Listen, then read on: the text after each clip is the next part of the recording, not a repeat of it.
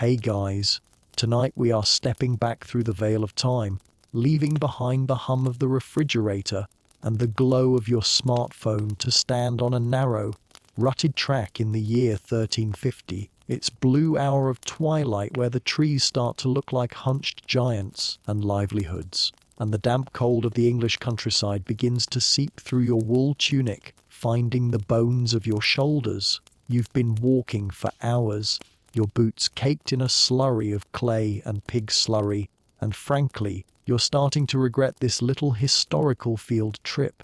You probably won't survive this, or at least, your digestive system certainly wouldn't. But the flickering orange light in the distance promises something better than a ditch to sleep in. So, before you get comfortable, take a moment to like the video and subscribe, but only if you genuinely enjoy what I do here. And livelihoods, I'd love to know where you're listening from tonight. Drop your location and the local time in the comments so I can imagine you all tucked away in your corners of the world. Now, dim the lights and livelihoods, maybe turn on a fan for that soft background hum, and let's ease into tonight's journey together. The air is thick with the scent of burning peat and damp earth as you crest the final rise. Ahead of you lies a small cluster of timber-framed buildings, their wattle and daub walls looking like pale ghosts in the fading light. Your eyes are fixed on one building in particular, slightly larger than the rest, sitting right on the edge of the village commons. This is your destination, a medieval tavern, though it doesn't look like the polished, oak-beamed pubs you see in period dramas. This is a low-slung, sturdy structure that seems to be leaning slightly to the left, as if it's had one too many L's itself. The thatched roof is heavy and shaggy, hanging low over the windows like a furrowed brow. As you trudge closer, the sound of your footsteps changes. The squelch of deep mud gives way to the crunch of packed gravel and refuse. You notice the ruts in the road are deep enough to swallow a wagon wheel whole, a testament to the heavy traffic of merchants and pilgrims who pass through here. To your left, a stray goat watches you with horizontal pupils, unimpressed by your modern sensibilities. You try to shake the moisture from your cloak, but the wool is heavy and sodden, smelling faintly of a wet sheep that's had a very bad day. You look up and see the ale stake. It's a long, wooden pole jutting out horizontally from the wall above the door, decorated with a simple bunch of evergreens, or bush. In this era, literacy is a luxury for the clergy and the very wealthy, so signage is purely visual. If the bush is fresh, the ale is fresh. It's the 14th century version of a noon open sign, and right now it's the most beautiful thing you've ever seen. Historians still argue whether these stakes had to be a specific length by law to prevent them from hitting passing horsemen. But tonight, all you care about is the promise of shelter. The door is made of thick, vertical planks of oak, reinforced with iron bands that have started to rust in the perpetual English damp. There's no brass handle to turn. Instead, a simple leather thong hangs through a hole. You pull it, hearing the heavy wooden latch lift on the other side. As you push the door open, a wave of heat and noise hits you, nearly pushing you back into the mud. It's a sensory assault. A thick soup of wood smoke, roasted meat, unwashed bodies, and the sharp, acidic tang of fermenting grain. Inside, the tavern is a single large room, dominated by a massive stone hearth in the center. There is no chimney in the modern sense. Instead, the smoke rises to the rafters, swirling around the blackened beams before eventually finding its way out through a lover in the roof. This creates a permanent haze at eye level, a charcoal-tinted fog that makes everyone look a bit more mysterious and a bit grubbier than they probably are. You blink, your eyes stinging from the particulates, and wait for them to adjust to the gloom. The floor beneath your feet is covered in a thick layer of rushes. At first glance, it looks like a rustic, cozy carpet, but you quickly realize it's a biological time capsule. These rushes are meant to absorb spills and debris, but they often hide a layer of old food, grease, and the occasional bone tossed to a wandering hound. It's a bit like walking on a very old, very organic sponge. You find yourself stepping carefully, trying not to think about what might be living in the bottom-most layer of that vegetation. Mainstream history often paints the medieval tavern as a den of iniquity, a place where the social order broke down, but in reality, it was the heartbeat of the community. It was the courtroom, the post office, and the living room for people whose own homes were often little more than one-room shacks shared with their livestock. You see a group of local laborers in one corner, their faces smeared with the soot of the fields, huddled over a game of Nine Men's Morris scratched into the surface of a trestle table. A quirky tidbit that most people forget is that in many medieval villages, the tavern wasn't even a permanent business. Often, it was just someone's house.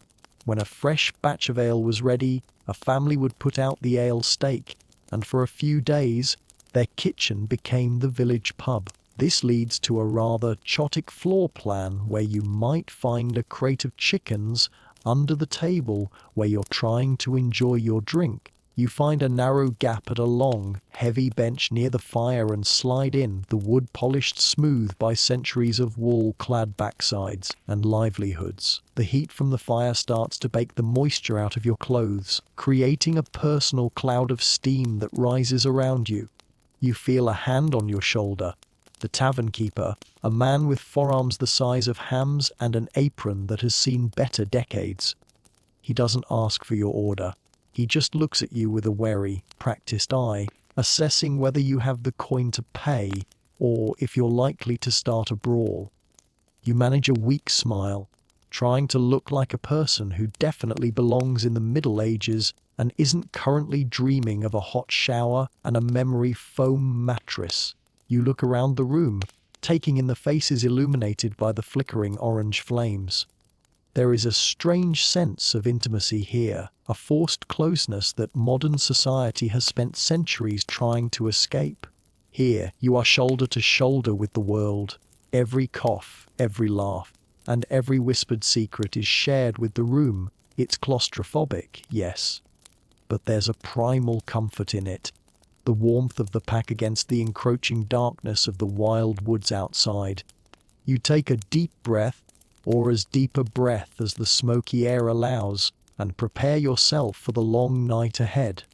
The journey into the heart of the medieval night has only just begun, and the shadows against the wattle and dub walls are dancing to the rhythm of a world that is loud, vibrant, and utterly unapologetic about its own grime. As you settle into the hard, notched wood of the bench, you realize that your presence hasn't gone unnoticed. In a world where the average person rarely travels more than 10 miles from their birthplace, a stranger is a walking, breathing entertainment system. You feel the weight of a dozen stares, some curious, some suspicious, and one from a small terrier, like dogs sniffing your boots for signs of exotic city refuse. To blend in, you focus on the bush or ale stake you saw outside. Historians still argue whether these stakes were strictly regulated by local ale tasters, who would ensure the quality of the brew before a single drop could be sold, or if the system was as corrupt as a modern-day Yelp review. Either way, the stake outside was your green light into this dim, aromatic sanctuary. The ceiling here is so low that a tall man would have to navigate the room in a permanent, respectful slouch. The beams are blackened not just by the central hearth, but by generations of tallow candles and oil lamps that give off a thick, greasy soot. This isn't the clean, flickering candlelight of a Hollywood movie. This is a heavy, yellow atmosphere that coats your lungs and makes everyone look like a charcoal sketch. You notice that the walls are decorated not with art, but with utilizing a few dried herbs hanging from pegs, a coiled rope, and a rusted billhook. It's a functional space, designed to withstand the wear and tear of 1,000 muddy boots and the occasional flying flagon. The heat is the most surprising element. After the biting damp of the outdoors, the tavern feels like an oven. The central hearth, a raised stone platform, holds a fire that never truly goes out. Above it, a massive iron cauldron hangs from a tripod, bubbling with a thick, brownish liquid that might be tonight's stew or perhaps just the tavern's perpetual soup. Perpetual pottage, where new ingredients are added to the pot as the old ones are eaten. It's a culinary ship of Theseus. If you replace the carrots, the leeks, and the bacon bits over the course of a week, is it still the same soup? You probably won't survive the answer that question if you have a sensitive stomach, but the smell is undeniably savory, cutting through the scent of wet wool and floor rushes. A quirky or fringe tidbit about these floor rushes is that they weren't just for decoration or insulation. In some regions, it was common practice to mix sweet-smelling herbs like meadowsweet or lavender into the reeds to act as a medieval febrise. However, as the evening wears on and the room gets more crowded, the sweet part of that equation is losing a losing battle against the human part. You watch a patron accidentally spill a splash of ale onto the floor, and the rushes soak it up instantly. It's a remarkably efficient, if somewhat unhygienic, drainage system.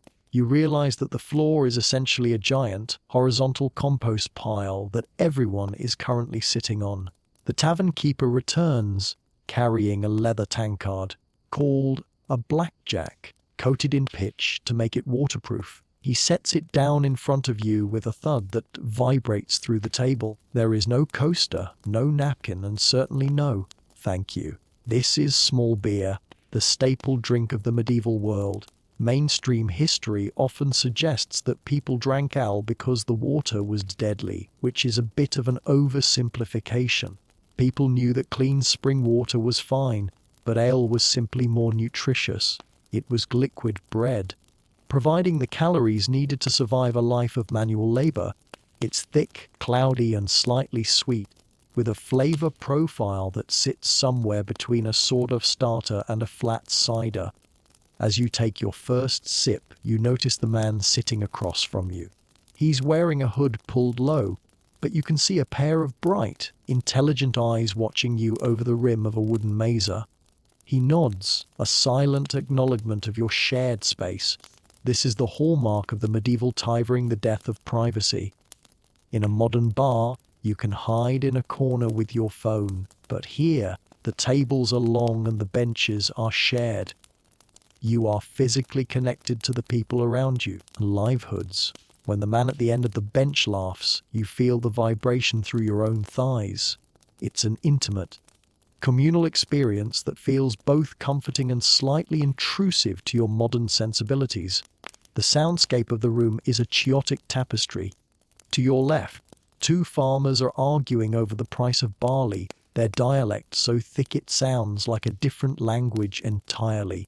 Behind you, a woman is singing a low and livelihoods mournful tune that sounds like it's been passed down through 5 centuries of heartbreak, and everywhere there is the sound of wood on wood, tankards hitting tables, benches scraping the floor, and the occasional crackle of a log shifting in the hearth. There's no background music, no television, just the raw, unshielded noise of human interaction. It's a lo-fi environment in the trust sense of the word. One quirk of the medieval tavern was the holy wife, or Brewster.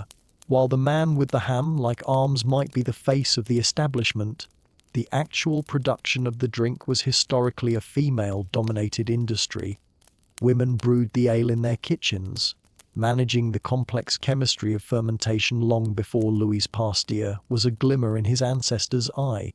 If the ale is sour tonight, and livelihoods, it's likely the mistress of the house who will be hearing about it tomorrow from the village ale taster. You look toward the back of the room and see a woman peering out from a doorway, her face flushed from the heat of the vats, her eyes scanning the room with the practiced authority of a master of ceremonies. You realize that you're starting to relax. The initial shock of the smells and the grime is being replaced by a strange, hypnotic rhythm. The flickering light makes the shadows on the wall dance, transforming the mundane objects of the tavern into strange, mythological shapes. A hanging ham looks like a dragon's heart, A stack of firewood looks like the bones of a giant.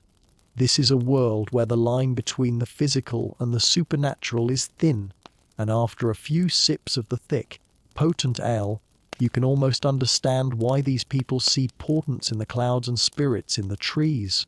As you sit there, the weight of the 14th century settles onto your shoulders. You aren't just a visitor for tonight, you are part of the ecosystem. You are a consumer of grain, a share of warmth, and a witness to the slow, grinding machinery of medieval life. The road outside is dark and dangerous, filled with shadows and the very real possibility of getting lost in a bog, but here, within these four wattle and daub walls, there is a fierce, defiant light.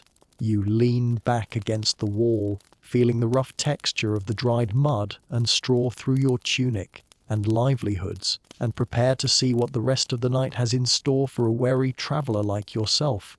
The door creaks open again, letting in a swirl of frigid mist that momentarily cuts through the heavy atmosphere, and you realize that fresh air of the 1300s is actually just a different flavor of damp. As you cross the threshold into the heart of the room, you aren't just entering a building, you are entering a collective lung. Every person here is breathing the same thick, recycled air, flavored by the central fire and the pungent reality of a society that views a full-body bath as a biannual event, if that. You find yourself navigating toward the center of the room, your boots sinking into the rushes with a soft, ominous crunch. The heat hits you in layers. First a dry warmth from the hearth, then a humid, sticky heat from the sheer mass of bodies packed into the small space. You notice that the tavern is much darker than you expected. In the modern world, we've forgotten what true darkness looks like, but here, light is a precious commodity. There are no candles on the tables. Tallow is expensive. Instead, the primary light source is the flickering orange glow of the hearth and a few rushlights, which are basically dried meadow rushes dipped in leftover animal fat. They sputter and hiss, giving off a dim, smoky light and a smell that reminds you uncomfortably of a Sunday roast left out in the sun. It's enough to see the person next to you, but the corners of the room are swallowed by deep, velvety shadows where anything could be happening. Historians still argue whether the extreme dimness of these spaces actually encouraged the frequent brawls recorded in court rolls, or if the darkness acted as a natural sedative, lulling the patrons into a hazy ale-induced peace. You manage to find a small gap on a bench, and as you sit, you feel the physical weight of the room's history. This isn't a place built for comfort, it's built for endurance. The trestle tables are scarred with knife marks, not from violence, but because patrons use the table as a cutting board for their own bread and cheese. You probably won't survive the cross-contamination by modern standards, but here, germ theory is about 500 years away from being a thing. Instead, people worry about miasma, the idea that bad smells cause disease. Looking around at the current olfactory situation, you realize that if smells truly were deadly, this tavern would be a graveyard by midnight. A quirky or fringe tidbit about medieval social etiquette is that where you sit in the tavern matters immensely, even in a supposedly common space. While there's no formal seating chart, there's an unspoken hierarchy. The closer you are to the fire, the higher your perceived status. Or perhaps just the deeper your pockets. You've landed somewhere in the middle, and livelihoods. A neutral zone between the wealthy merchants near the warmth and the shivering laborers by the drafty door. And livelihoods. You notice a man nearby wearing a hat adorned with leaden pilgrims' badges, tiny symbols of shrines he's visited, and livelihoods. He's the medieval version of a world traveler with a backpack covered in flag patches. And livelihood, he's currently milking his status for all the free ale he can get by telling tall tales of the road. Mainstream history often depicts the medieval tavern as a place for men, but as you look around, you see the reality is much more integrated. Women are everywhere, not just serving, but drinking, gossiping, and conducting business. You see a woman in a sturdy line and wimple leaning across a table, intensely negotiating the sale of a fleece with a man who looks like he hasn't slept since the harvest began. The tavern is the great equalizer. It's one of the few places where a peasant might find himself sitting within earshot of a minor noble or a wealthy cleric. It's a microcosm of the medieval world, squeezed into a space of 30 by 40 feet and basted in wood smoke. And livelihoods, you watch the tavern keeper's wife move through the crowd. She carries a large wooden tray of manchet, bread, the high-quality white stuff, and maslin, a cheaper, grittier bread made from a mix of wheat and rye. You see her navigate the uneven floor with the grace of a tightrope walker, stepping over sleeping dogs and outstretched legs without spilling a drop of the broth she's carrying. There's a certain rhythm to the chaos, a practiced choreography that keeps the machine running. You realize that the tavern is a highly managed environment despite its appearance of lawless clutter. There are rules hearing no drawing of knives, no tragus, swearing, though standard swearing is fine, and definitely no gaming after the curfew bell. The noise is a constant, low-frequency thrum. It's the sound of 100 private conversations blending into a single, oceanic roar. You hear bits of French, the language of the law and the elite, mixing with the guttural, rhythmic Middle English of the locals. It's a linguistic transition period. The language is shedding its Germanic skin and growing into something you almost recognize, but not quite. You catch words like oil, bread, and God, which act as anchors in the sea of unfamiliar phonemes. A light joke shared between two men at the next table produces a bark of laughter that startles a hen nesting in the rafters, causing a small shower of dust to drift down into someone's drink. No one seems to mind. One of the more bizarre aspects of your current surroundings is the clerk sitting in the corner with a small portable inkwell and a scrap of parchment. He's the only person in the room writing anything down. In an era of oral contracts and handshake deals, he is a rare and valuable commodity. And livelihoods. People approach him to settle disputes or record debts, his quill scratching away under the dim light of a single tallow candle. You realize that the tavern isn't just for fun, it's the legal and financial hub of the village. It's where the community's memory is stored, both in the clerk's parchment and in the collective minds of the regulars who witness every transaction. As the heat of the fire begins to make you drowsy, you notice a strange detail, a small, carved wooden figure of a saint tucked into a niche above the door. It's a reminder that even in this den of drinking and dice throwing, the medieval mind never truly leaves the church. Religion isn't a Sunday activity, it's the air they breathe. The tavern and the church are the two poles of village life, and they often mirror each other, one offering spiritual wine and the other, well, the fermented kind.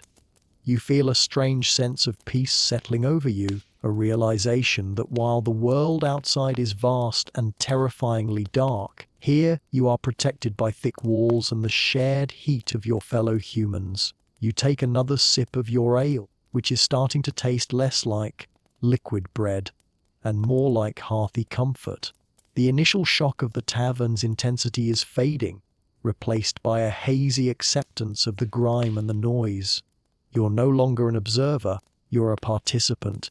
You lean your head back against the timber post, watching the smoke curl and twist in the rafters, feeling the heartbeat of the 14th century thumping through the floorboards. The night is long, and the stories are just beginning to unfold in the flickering orange light. The atmosphere in the room has shifted as the evening deepens, moving from the frantic energy of post-work arrivals to a more settled, heavy sort of conviviality. You are now fully immersed in the scent of 14th century hospitality, a smell so complex it deserves its own tax bracket. It's not just the wood smoke and the ale. There is an underlying bass note of wet wool and aging rushes that have seen better seasons. Historians still argue whether the legendary stink of the Middle Ages was as pervasive as we imagine, or if people simply became scent blind to their environment. much like you don't notice the smell of your own house until you return from a long vacation. To you, it's a thick, humid blanket of organic life, the smell of a world that doesn't use chemicals to hide its nature and livelihoods. You notice the tavern keeper's daughter moving through the crowd, carrying a bundle of fresh herbs to toss onto the fire. As the lavender and rosemary hit the embers, a sudden, sharp sweetness cuts through the funk, a momentary olfactory reprieve that makes you realize how strained your senses have been. You probably won't survive this, mentally at least, if you're a fan of modern clinical cleanliness. Here, clean is a relative term that mostly means not currently covered in fresh mud. You look down at your hands, which are already stained grey from the soot in the air and the residue on the table. In this lighting, everyone's skin has a tawny, golden hue, hiding the blemishes and pock scars that are the common tattoos of the medieval peasantry. A quirky or fringe tidbit regarding medieval tavern life is the role of the alastake and its height. While we mentioned its presence earlier, did you know that in many boroughs, if a tavern keeper's stake extended more than 7 feet over the public highway, they could be fined?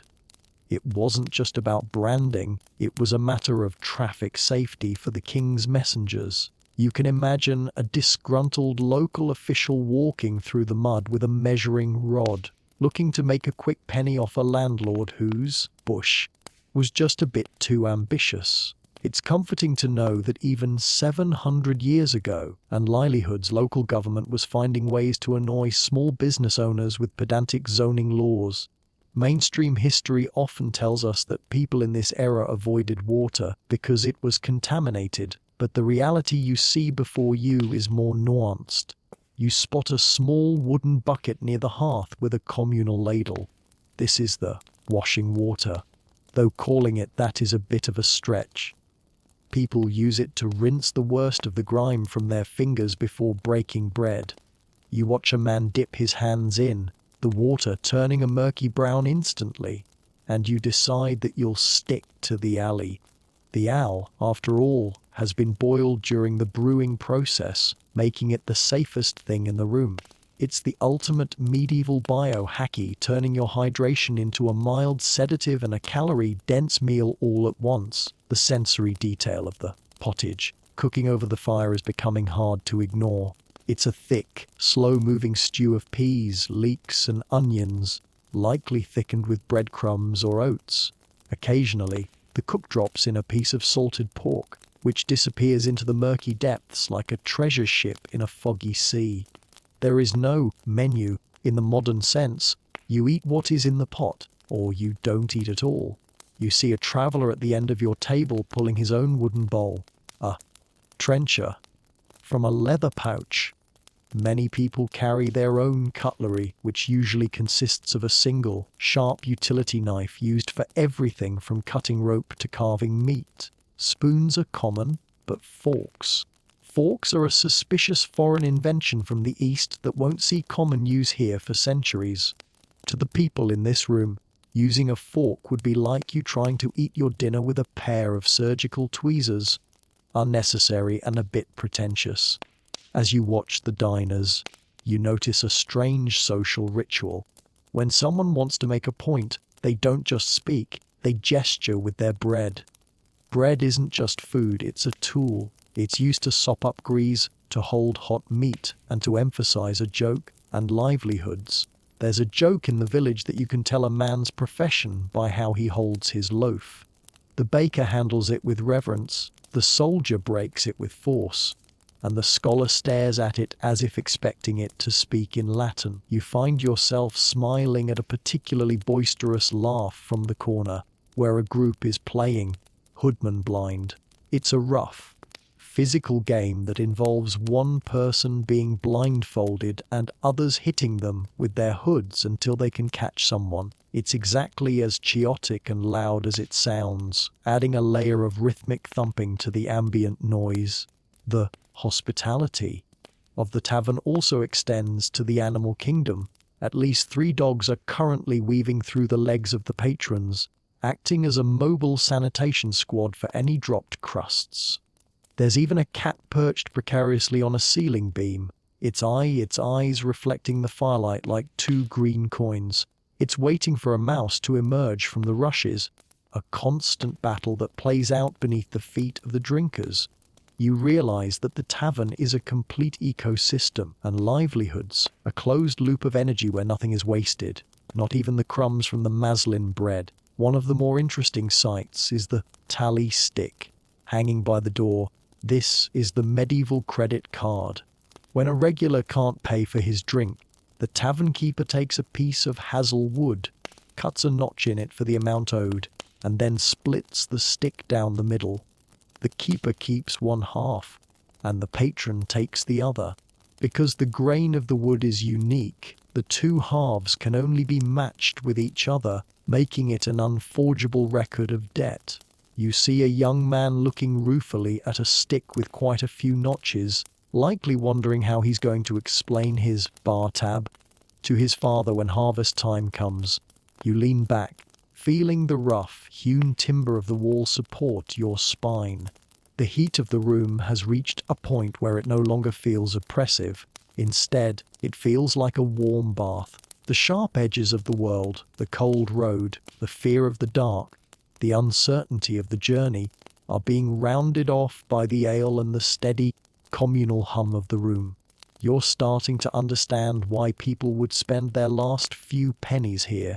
In a life defined by back-breaking labor and the whims of the seasons, the tavern is a sanctuary of the now. It's a place where the sun doesn't matter, and the only clock is the slow, steady drip of the ale barrel. As you close your eyes for a second, the sounds of the 14th century wash over you.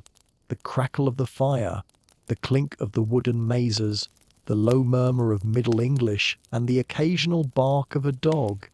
It's a symphony of survival, a testament to the human need for connection. No matter how muddy or smoky the setting might be, you take one last deep breath of that rosemary-scented smoke, feeling the weight of the centuries pressing down on you, and prepare to drift deeper into the night stories. As you adjust your position on the long oak bench, you realize that personal space is a concept yet to be invented. You are squeezed tightly between a merchant in a fur-trimmed surcoat and a wandering friar whose robes smell faintly of incense and very old cheese. In this era, the bench is a social equalizer.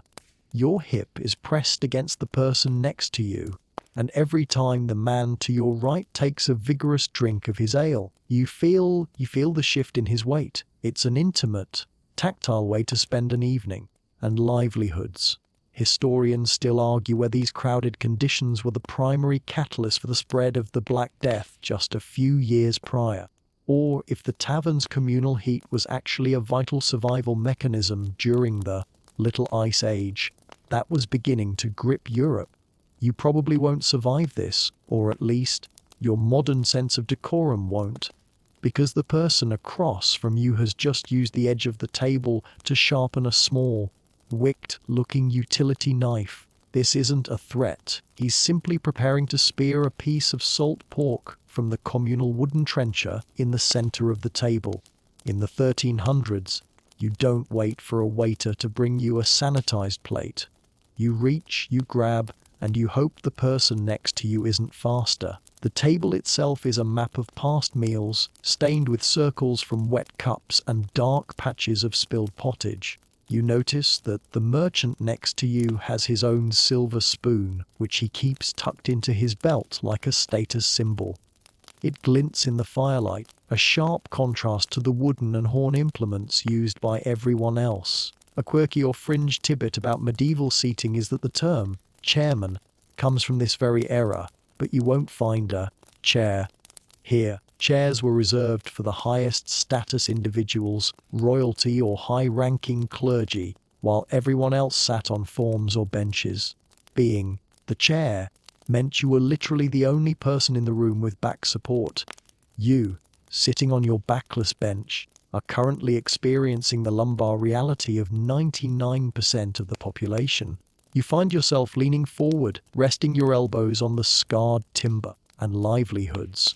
which is sticky with a substance you've decided is probably just honey from the morning's bread. Mainstream history often overlooks the tavern tokens that were sometimes used in these establishments, because small change like farthings and halfpennies was often in short supply. Some tavern keepers would mint their own lead tokens. You see the friar pull a small, dull grey disc from his sleeve and trade it for a refill. It's a localized economy, a closed loop of commerce that only exists within these four walls.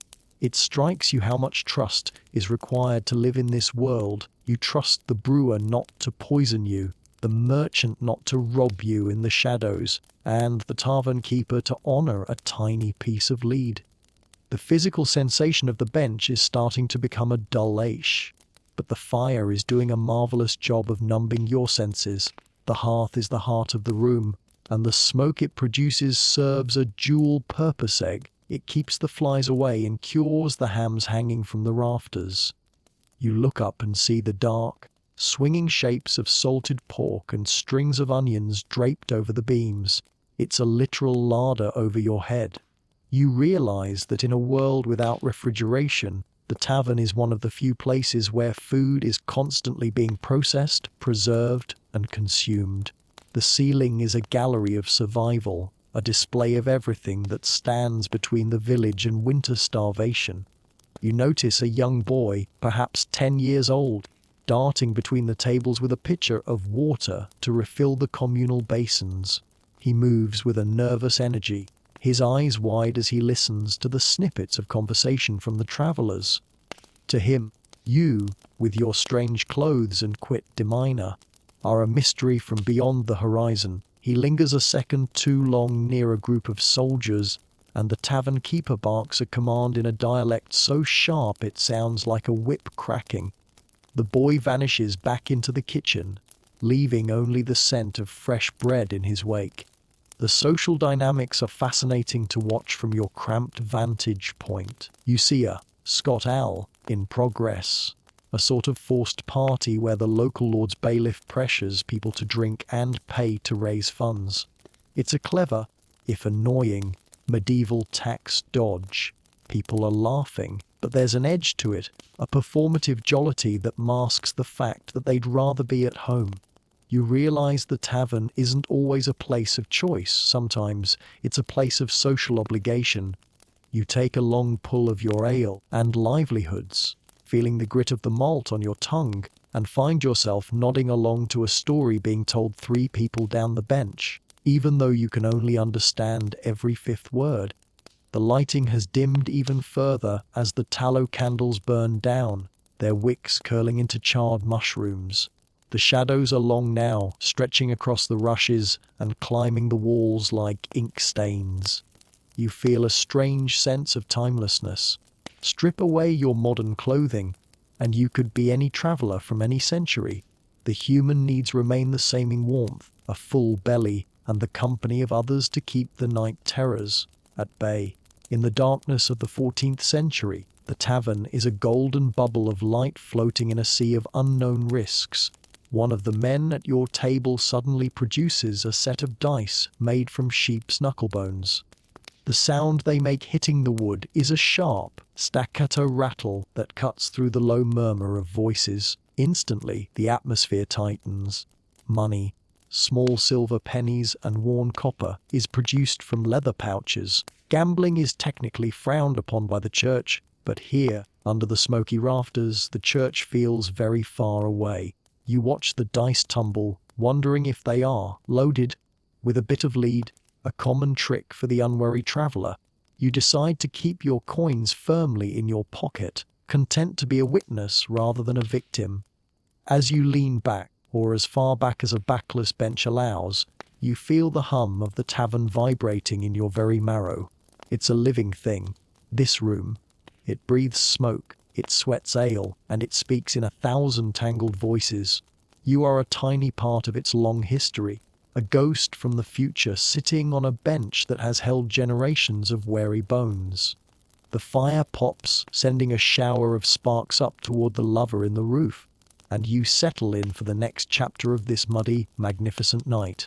As you lean your elbows onto the sticky, scarred surface of the trestle table, your stomach lets out a low, treacherous growl that seems to echo against the timber walls. In the 14th century, there are no laminated menus, no seasonal specials, and certainly no vegan options. There is simply the pot and livelihoods. You look toward the hearth where the massive iron cauldron has been simmering since long before you arrived. This is pottage, the undisputed king of the medieval kitchen. Historians still argue whether pottage was a culinary choice or a biological necessity, as it allowed the tavern keeper to stretch meager ingredients by adding water and whatever grains were available. It's a thick, murky stew that sits somewhere between a soup and a porridge, and tonight it looks like a deep, swampy green. You probably won't survive this, or at least your modern palate might stage a full-scale revolt, because the primary thickener in that pot is likely a handful of stale breadcrumbs and a generous scoop of piecemeal. As the tavern keeper ladles a portion into a shallow wooden bowl for the man next to you, you see a stray chunk of salted eel bob to the surface like a miniature Loch Ness monster. It's a grey, rubbery substance that has been preserved in brine for months, and it requires a jaw of steel to masticate. You watch the man tackle it with gusto, using his single utility knife to saw off a piece before popping it into his mouth with a look of pure, unadulterated joy. To him, this is a feast. To you, it's a daring feat of gastrointestinal bravery. A quirky or fringe tidbit about medieval dining is the use of the trencher. While you see wooden bowls being used here, in many establishments, your plate was actually a thick, stale slice of 4-day-old brown bread. This bread was baked so hard it functioned as a sponge, soaking up the juices and fats from the stew. At the end of the meal, you didn't wash the dish. You either ate it if you were still hungry, or gave it to the dogs.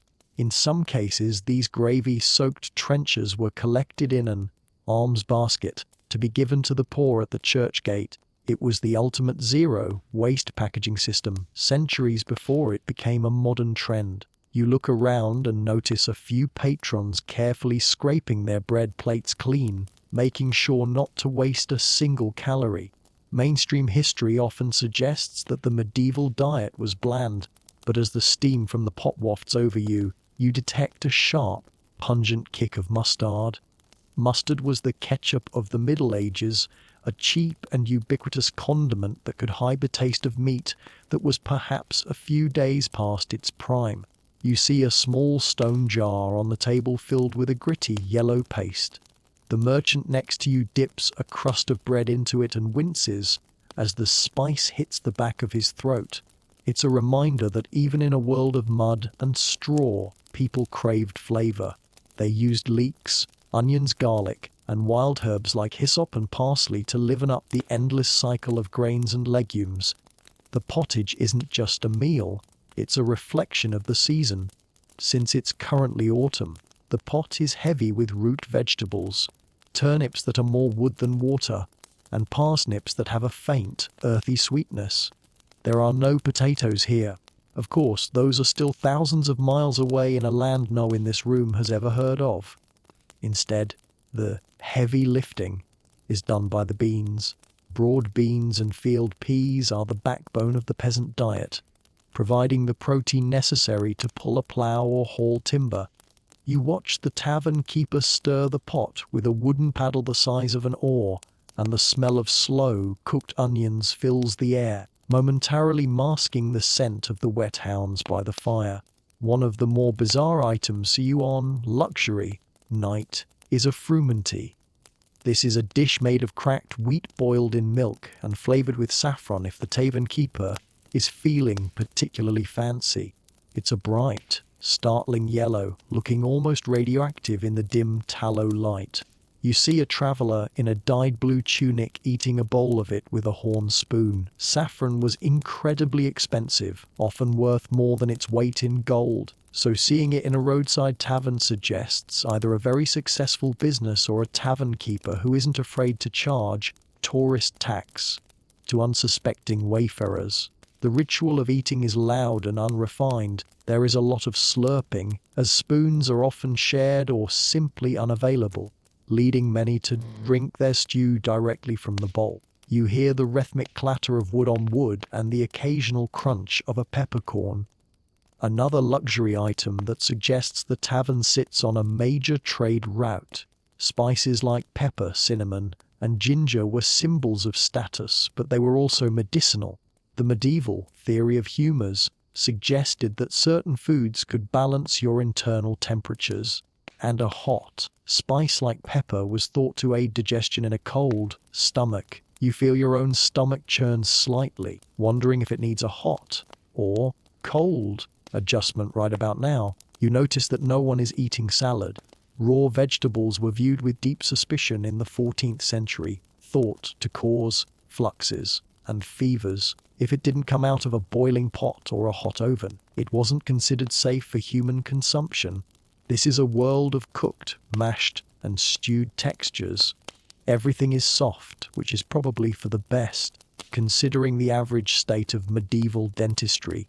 You catch a glimpse of an old man near the fire gumsing a piece of softened bread, and you realize that mouthfeel in the 1300s was largely a matter of mushness. As the meal winds down, the tavern keeper's wife brings out a voidier.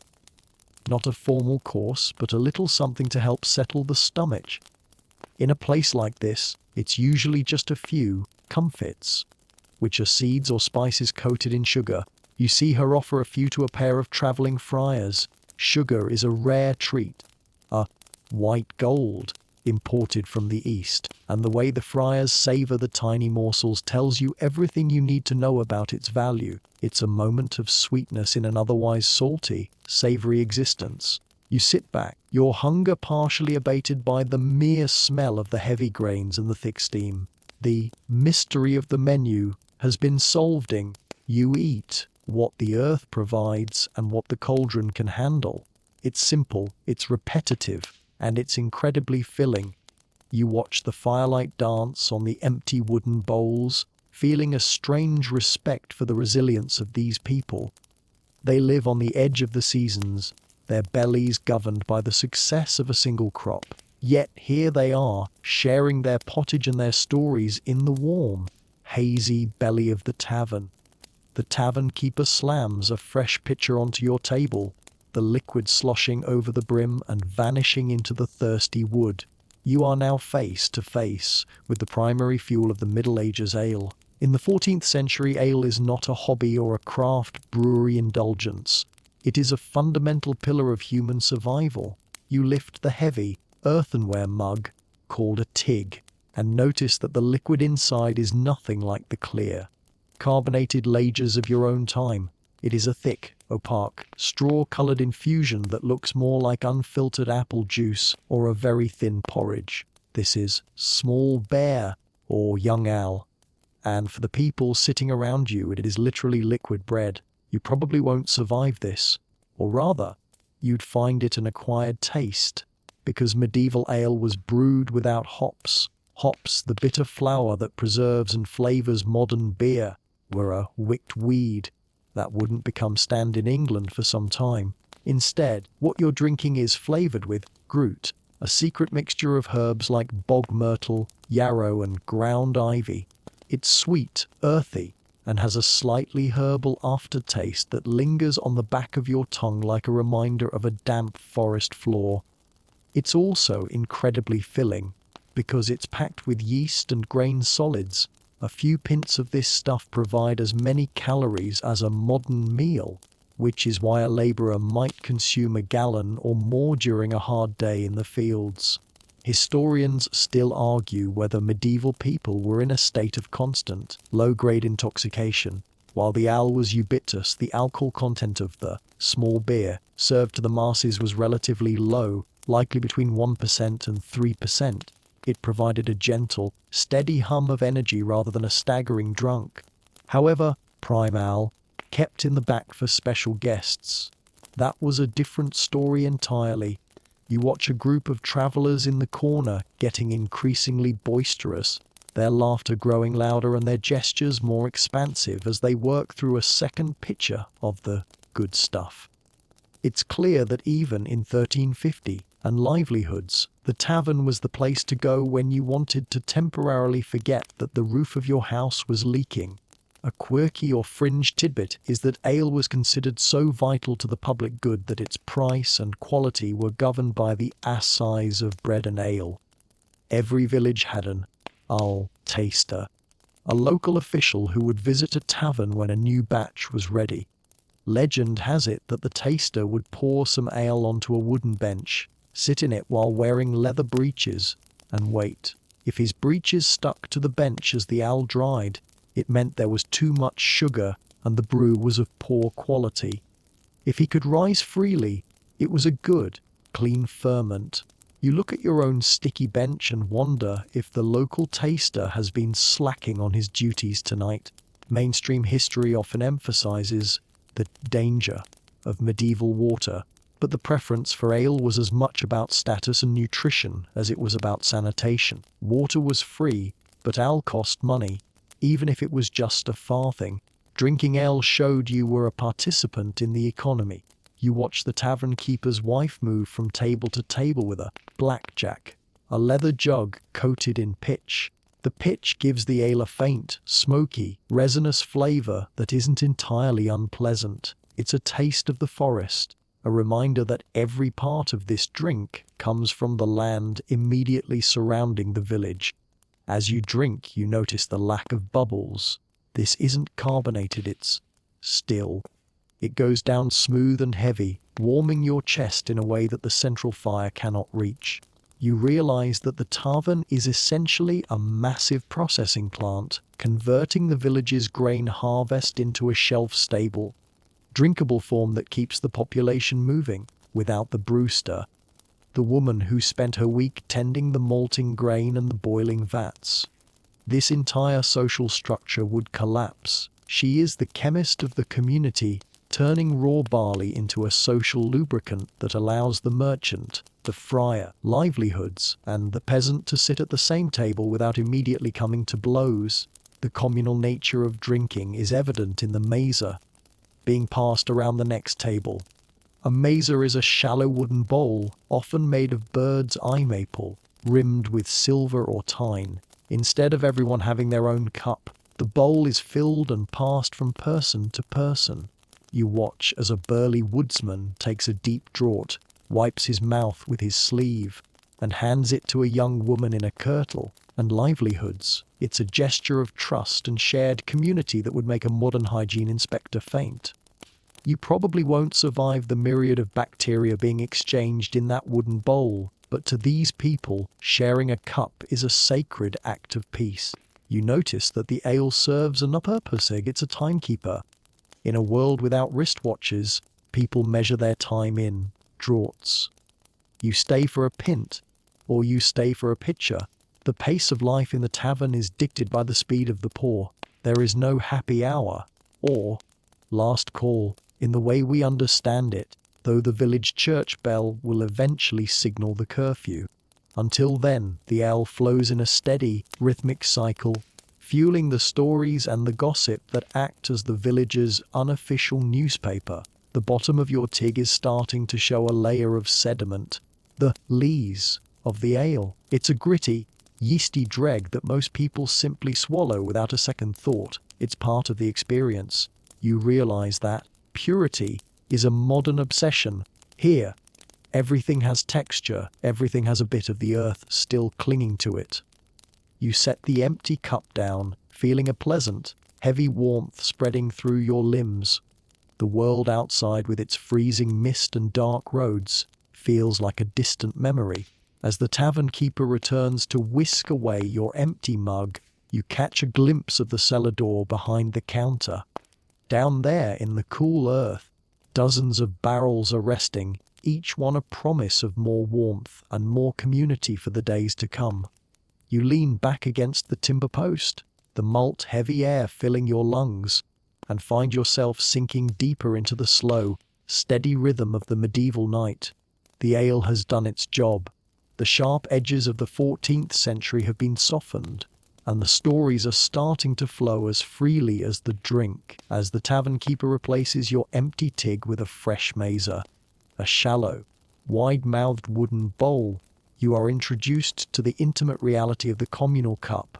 In this room, a vessel is rarely for one person alone. You watch as a group near the hearth shares a large, silver-rimmed maple mazer, passing it from hand to hand like a sacred relic.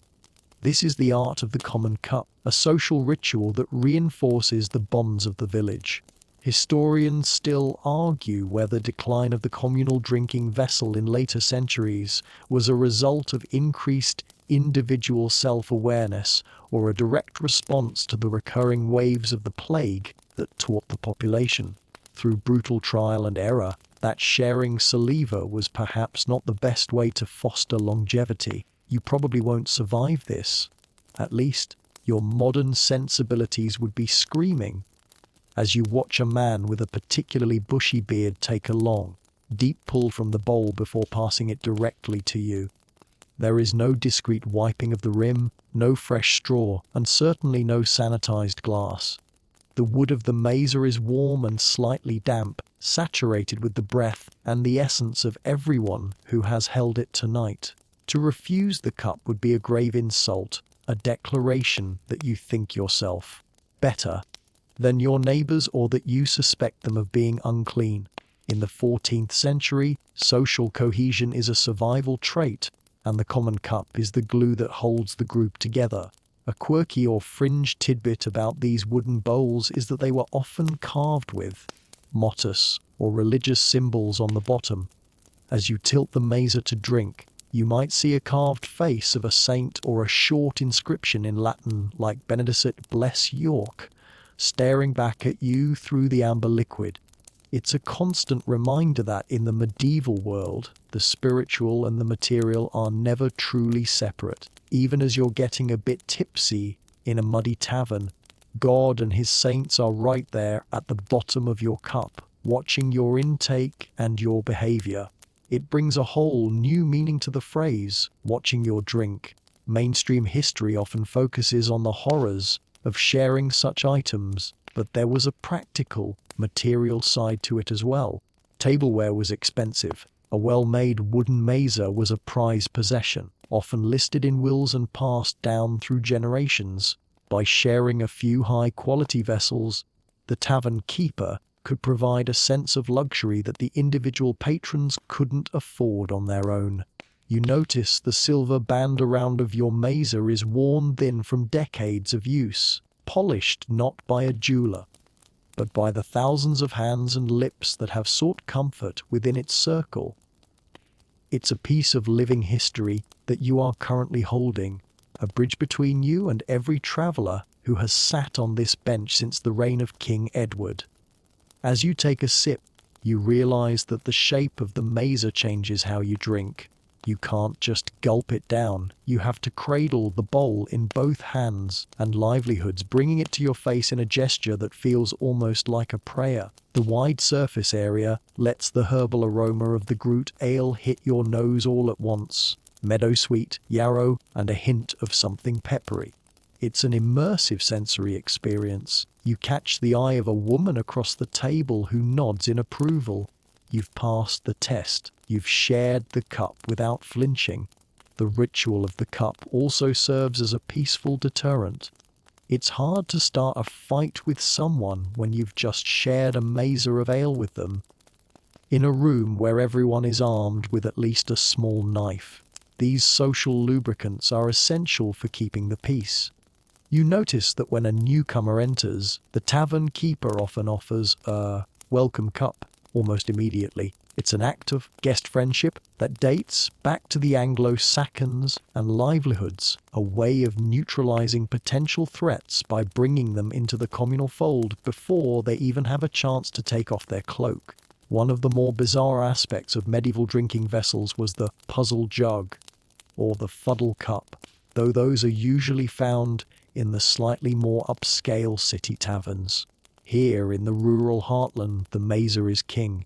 However, you do see a man in the corner drinking from a horn, a literal cow's horn, polished and capped with bronze. It looks archaic, like something out of a Viking saga, but in the 1300s, natural materials are still the primary source of manufacturing.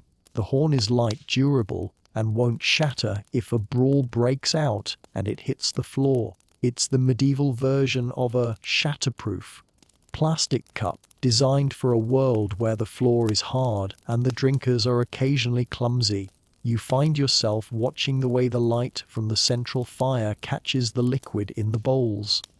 The ale is cloudy, but it has a golden, honey-like glow that makes it look far more appetizing than it probably is. There's a rhythmic quality to the passing of the cups. The reach, the drink, the hand off. It's the pulse of the room. You realize that you're no longer thinking about the germs or the hygiene. The warmth of the ale and the steady, communal hum of the tavern have worked their magic. You are part of the circle now. As the mazer makes its way back to you for a second round, you notice that the wood has a distinct flavor of its own, a faint, tannic oakiness that complements the sweetness of the malt. It's a reminder that in this world everything is organic, because there is no other option. Your cup was once a tree, your drink was once a field of barley, and the person next to you is a neighbor you might have to rely on when the next harvest fails. The common cup isn't just a vessel, it's a social contract. You take another long, slow draught, feeling the weight of the bowl in your palms. The smoke from the hearth continues to swirl above you, and the shadows of the patrons dance on the wattle and daub walls, turning the tavern into a theater of ancient ghosts. You hand the mazer to the friar on your left, watching as he closes his eyes in a moment of quiet appreciation before drinking. The night is deepening, the fire is roaring, and the cup continues its never-ending journey around the table, a wooden loop of human connection that defies the darkness outside. As you set your mazer down, the rhythmic clack, clack of wood on wood draws your attention to a small clearing at the end of the long trestle. The atmosphere in the room has sharpened from a low hum to a focused intensity. You're watching a game of hazard, the medieval ancestor to modern craps. This isn't just a friendly pastime, it's a high-stakes drama played out with cubes of bone.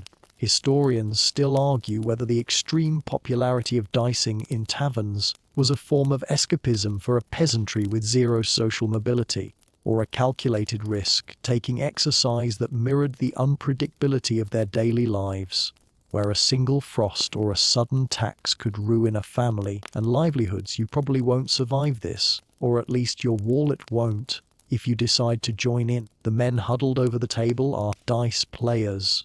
In the professional sense, you notice one man, his face a map of scars and sun damage, who handles the dice with a dexterity that suggests he's spent more time in taverns than in the fields. There's a quiet tension as he shakes the cup. In the 14th century, gambling is a legal grey area. It's technically banned on Sundays and for certain social classes. But in the dim, smoky sanctuary of the tavern, the king's law feels as thin as a worn penny. You watch as a silver coin, a real silver penny, thin and hand-struck, hits the table with a dull chink. A quirky or fringe tidbit about medieval gaming is the prevalence of loaded dice, often called fuhums or high men. Dishonest players would drill tiny holes into the bone and fill them with lead to ensure certain numbers came up more often. Some even used bristles, where a tiny, stiff hair was inserted into a face to make the die skip rather than roll. If a player was caught, the tavern might quickly turn from a place of sleep to a place of very high-speed exit. You watch the scarred man's hands closely, but his movements are as smooth as oil. He's either very lucky or very talented at the dark arts of the dicing table. Mainstream history often portrays the medieval period as a time of constant labor, but the tavern proves that leisure was taken very seriously. To your right, a man has produced a small, four-stringed gittan, predecessor to the guitar. He begins to pluck a melody, the notes bright and metallic against the heavy thrum of the room. It's not a polished performance. He's playing for his supper, and the tune is a saltarello, a fast, leaping dance that makes the younger patrons tap their heavy boots on the rushes. The music weaves through the sound of the dice and the shouting, creating a frantic, medieval soundscape that feels more like a modern dive bar than a silent museum exhibit. The sounds are layered like the sediment in your ale. There's the thud of the dice, the twang of the strings, and the rhythmic slap of hands on the table to emphasize a point. You hear a sudden roar of laughter as someone loses a particularly large pile of copper coins.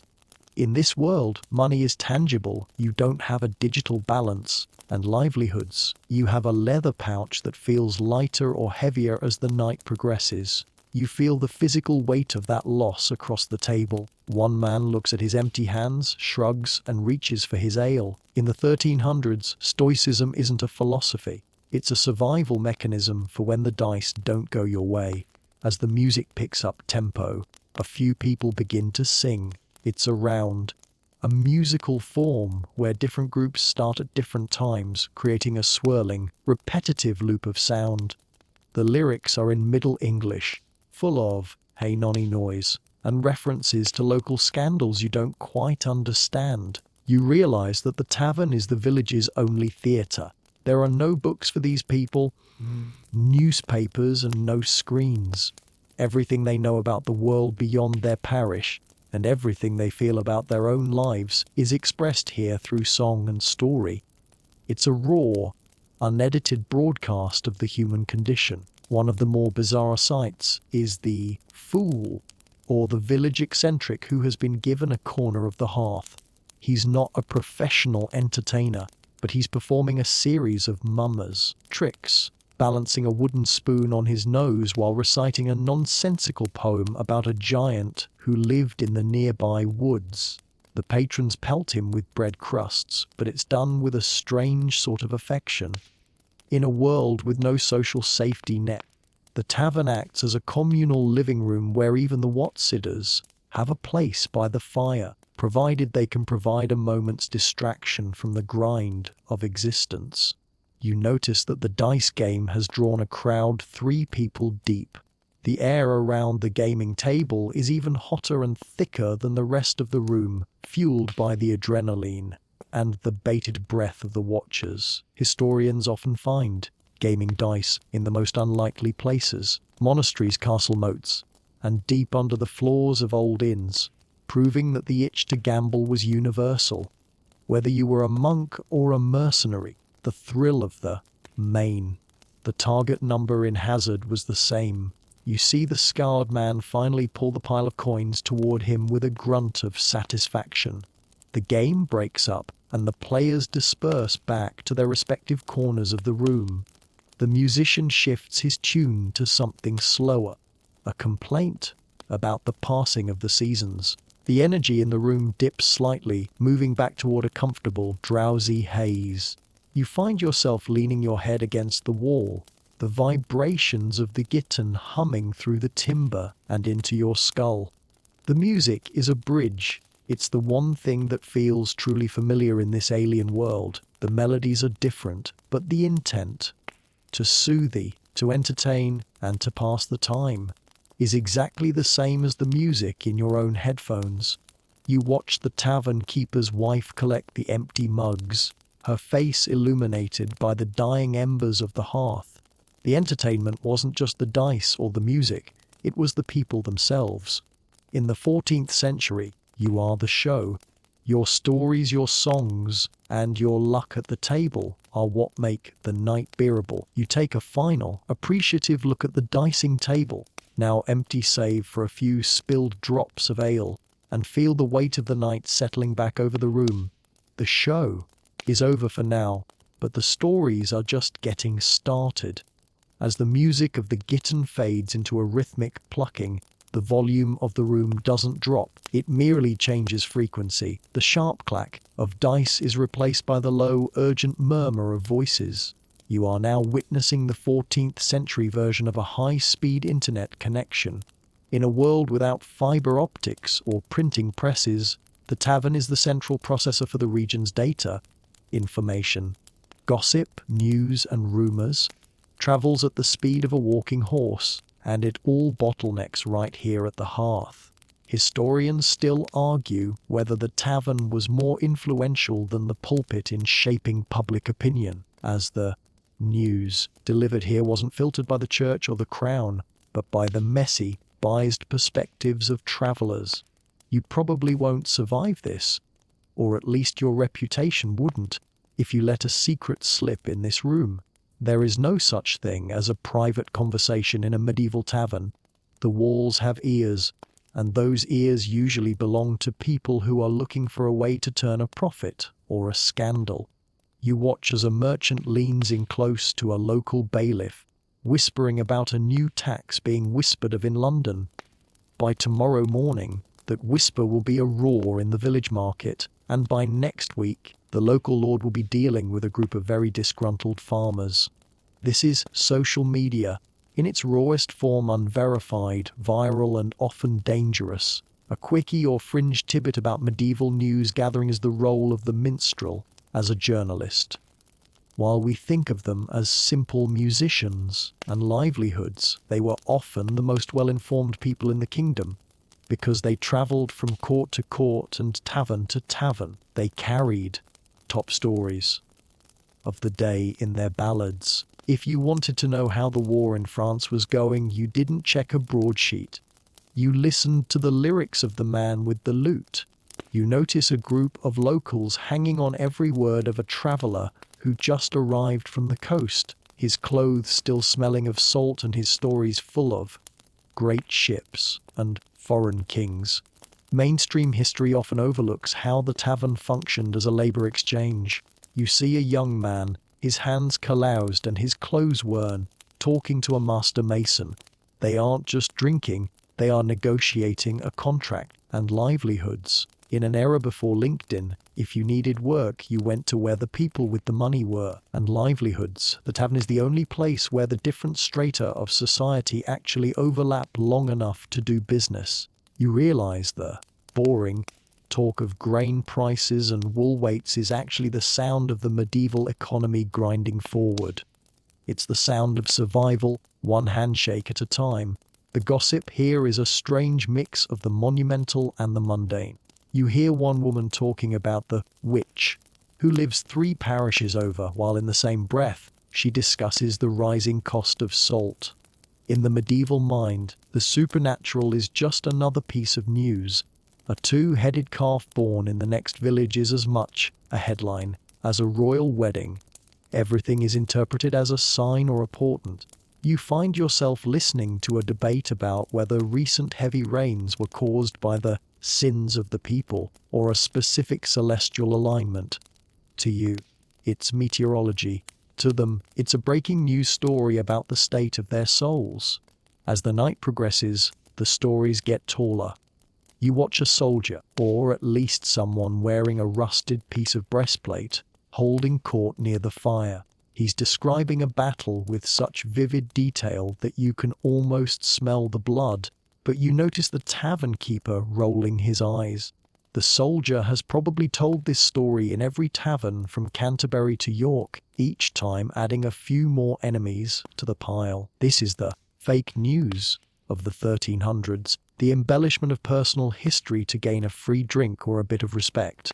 Yet, no one calls him out. In a worldhoods, and with so little entertainment, a good lie is often more valuable than a boring truth. You notice the hosh that falls over a table when a man in a black robe, perhaps a lawyer or a minor cleric, opens a small scroll of parchment.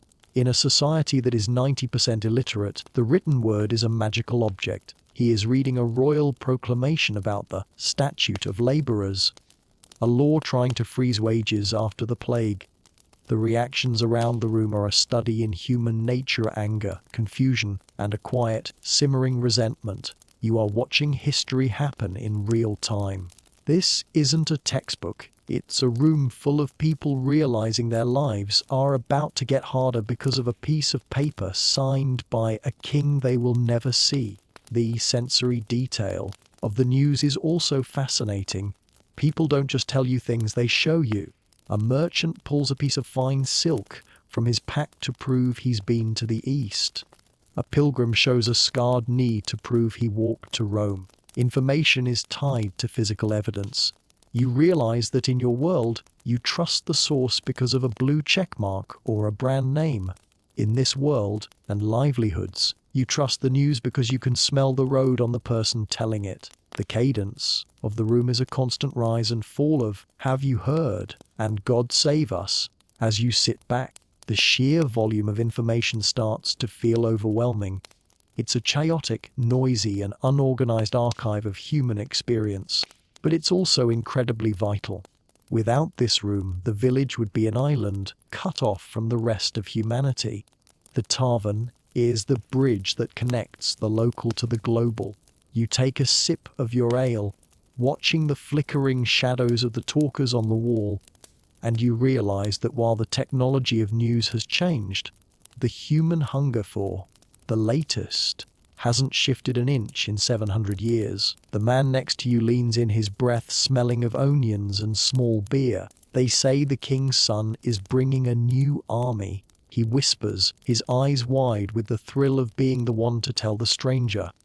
You nod, acknowledging the scoop, and realize that for tonight you are part of the network. You are a node in the 14th century web, a witness to the endless, beautiful, and occasionally terrifying stream of medieval social media. As the fire in the central hearth begins to settle into a deep, pulsing crimson, the tavern undergoes a visual transformation. The high, flickering flames that provided a semblance of clarity earlier have retreated, leaving the room to the mercy of the pitch black. In the 14th century, light is not a utility, it is a luxury that burns money. To save on expenses, the tavern keeper hasn't lit any more tallow candles, leaving most of the room in a thick, soup-like gloom. Historians still argue whether the legendary dimness of medieval interiors contributed to a collective decline in eyesight, or if the human pupil simply evolved a higher degree of adaptability. In an age before the light bulb ruined our night vision, you probably won't survive this, or at least your shins won't. As you try to adjust your position, moving even a few inches involves navigating a landscape of invisible obstacles. You hear the sharp thud of wood on wood as someone at the next table overcalculates the distance to their mug. In this lighting, everything is a silhouette. You can see the outline of the person next to you, but their features have been erased, replaced by a flickering orange rim light. This creates a strange, psychological affecting. When you can't see a person's face clearly, your brain fills in the gaps with your own anxieties or expectations. The merchant becomes a shadowy conspirator, the friar becomes a hooded spectre. A quirky or fringe tidbit about medieval lighting is the death of the tallow candle. Unlike modern wax candles, which are clean and odorless, medieval candles were made from rendered animal fat, usually sheep or cow. As they burn, they don't just provide light, they provide a heavy, greasy smoke that smells like a frying pan that hasn't been cleaned in a month. This soot settles on everything, the walls, the rushes, and your own skin. You realize that by the time morning comes, you'll be wearing a fine layer of tavern grey, a literal soot tan that was the mark of anyone who spent their nights indoors. Mainstream history often notes that pitch was used for more than just waterproofing boats. It was the literal definition of darkness. Without a flame, the darkness in this room is absolute. You look toward the corners of the tavern and see nothing. It's a void. This is why the hearth is so vital. It's the only thing keeping the nothingness at bay. You watch a servant girl approach the fire with a splint, a thin strip of resinous pine wood. She lights it from the embers and carries it like a tiny, sputtering torch to the back of the room. The light it casts is frantic and shaky, throwing long, distorted shadows against the wattle and daub walls that look like giant, reaching fingers. The danger of the dim lighting isn't just to your shins, it's to your safety. In the shadows, a hand can slip into a purse, or a knife can be drawn without the victim realizing it until it's too late. You notice that people to keep their hands visible on the table a silent gesture of, I am not reaching for a weapon. It's a tense, watchful sort of peace. You find yourself focusing on the sounds again, as your eyes are no longer reliable. The clink of a coin, the rustle of the rushes, and the creak of a floorboard become your primary ways of tracking movement in the room. One of the more bizarre items used for lighting was the Hoyle lamp, but not the elegant brass ones of the Renaissance. These were simple ceramic bowls filled with fish oil or nut oil, with a floating wick made of a twisted rag. They gave off a dim, flickering light and a smell that was, frankly, a bit fishy. You see one sitting on the mantel, its flame no larger than a fingernail, struggling against the drafts that snake through the gaps in the window shutters. It's a reminder of how fragile human comfort is in this era. A single strong gust of wind could plunge the entire room into total darkness, leaving everyone to fumble their way back to their benches. You notice the way the light interacts with the architecture. The low, heavy beams of the ceiling seem to press down even further in the dark, and the lover, the hole in the roof for smoke, looks like a single, distant star of cold moonlight. The contrast between the warm, livelihoods, orange glow of the embers and the blue, icy dark of the rafters is beautiful, in a haunting sort of way. You realize that you are seeing the world exactly as it was seen for thousands of years. This is the natural state of the human night, a cycle of fire and shadow that we have completely paved over with leads. As the night stretches on, the dimness encourages a certain kind of honesty. People whisper things in the dark that they wouldn't say in the light of day. You hear a confession of debt, a whispered plan for a journey, and a quiet prayer from the friar. The darkness acts as a veil, providing a strain of privacy in a room where you are never actually alone. It's a paradox, as the more you are crowded together in the dark, the more you feel like you're in your own private world. You lean back, closing your eyes, and find that the darkness inside your eyelids is barely any different from the darkness of the room. The sensory detail of the suit is becoming palpable. You can feel it in the back of your throat, a dry, carbon-heavy taste that makes you reach for the last of your ale. The tavern keeper's wife moves through the gloom, her presence marked more by the swish of her woolen skirts than by any visual cue. She knows this room by heart. She could navigate in her sleep, stepping over the dogs and the drunkards with a blind, practiced grace. You, however, are an alien in this lightless world, clinging to your spot on the bench as if it's an island in a black sea. As you sit there, the fire gives one last, bright pop, sending a spray of sparks into the air. For a split second, the room is illuminated in high definition. The faces of the sleepers, the glint of the pewter, the dusty cobwebs in the rafters. And then it's gone, replaced by a deeper, heavier shadow. You realize that the boring darkness of history is actually full of life if you just wait for your eyes to adjust. You settle in, the rhythm of the tavern's breath slowing as the fire fades, preparing for the transition from the social night to the private, crowded sleep that awaits. As the night begins to tilt toward the small hours, the tavern keeper makes his rounds, not with a tray, but with a heavy wooden bowl for the reckoning. It's time to settle the score, and you find yourself staring at your palm, trying to make sense of the cold, thin slivers of metal in your purse. In 1350, paying the bill is a lesson in pre-decimal chaos. There are no paper notes and certainly no plastic. There is only the silver penny. Historians still argue whether lack of small denomination coinage, like halfpennies and farthings, stifled the local economy, or if people simply became masters of the barter and credit system to avoid the headache of exact change. You probably won't survive this, or at least your sanity won't, if you try to calculate the exchange rate in your head. A silver penny is a tiny thing, often hand-hammered and slightly misshapen, known as a clipped coin. If someone has sneakily shaved a bit of silver off the edges to pay for your ale and pottage, you might have to literally break your money. If a gallon of ale costs a penny and you only drank a farthing's worth, the tavern keeper might take a pair of shears and cut a silver penny into 4 things, or farthings. It's a literal, physical way of breaking a buck. You watch as the man next to you hands over a jagged, triangular wedge of silver and liehoods, which the keeper accepts with a practiced squint to check its weight. A quirky or fringe tidbit about medieval currency is the mercy of the scale. Because coins were so unreliable in weight and purity, many tavern keepers kept a small set of balances under the counter.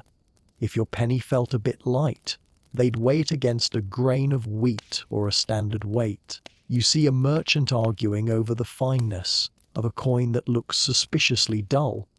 There's a constant, low-level suspicion in every transaction.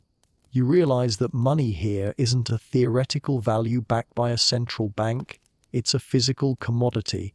If the silver isn't there, the value isn't there. And livelihoods. You find yourself rubbing your thumb over the embossed face of the king on your penny, feeling the tiny ridges of his crown. Mainstream history often glosses over tally stick, system used when the silver ran dry.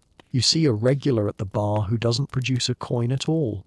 Instead, the keeper pulls of hazel wood from a rack, matches it to a piece the patron carries, and cuts a new notch across both. This is the medieval credit card. The notches represent the debt, and because the wood is split down the middle, the data is encrypted by the unique grain of the hazel. It's a beautiful, elegant solution to a world without enough metal to go around.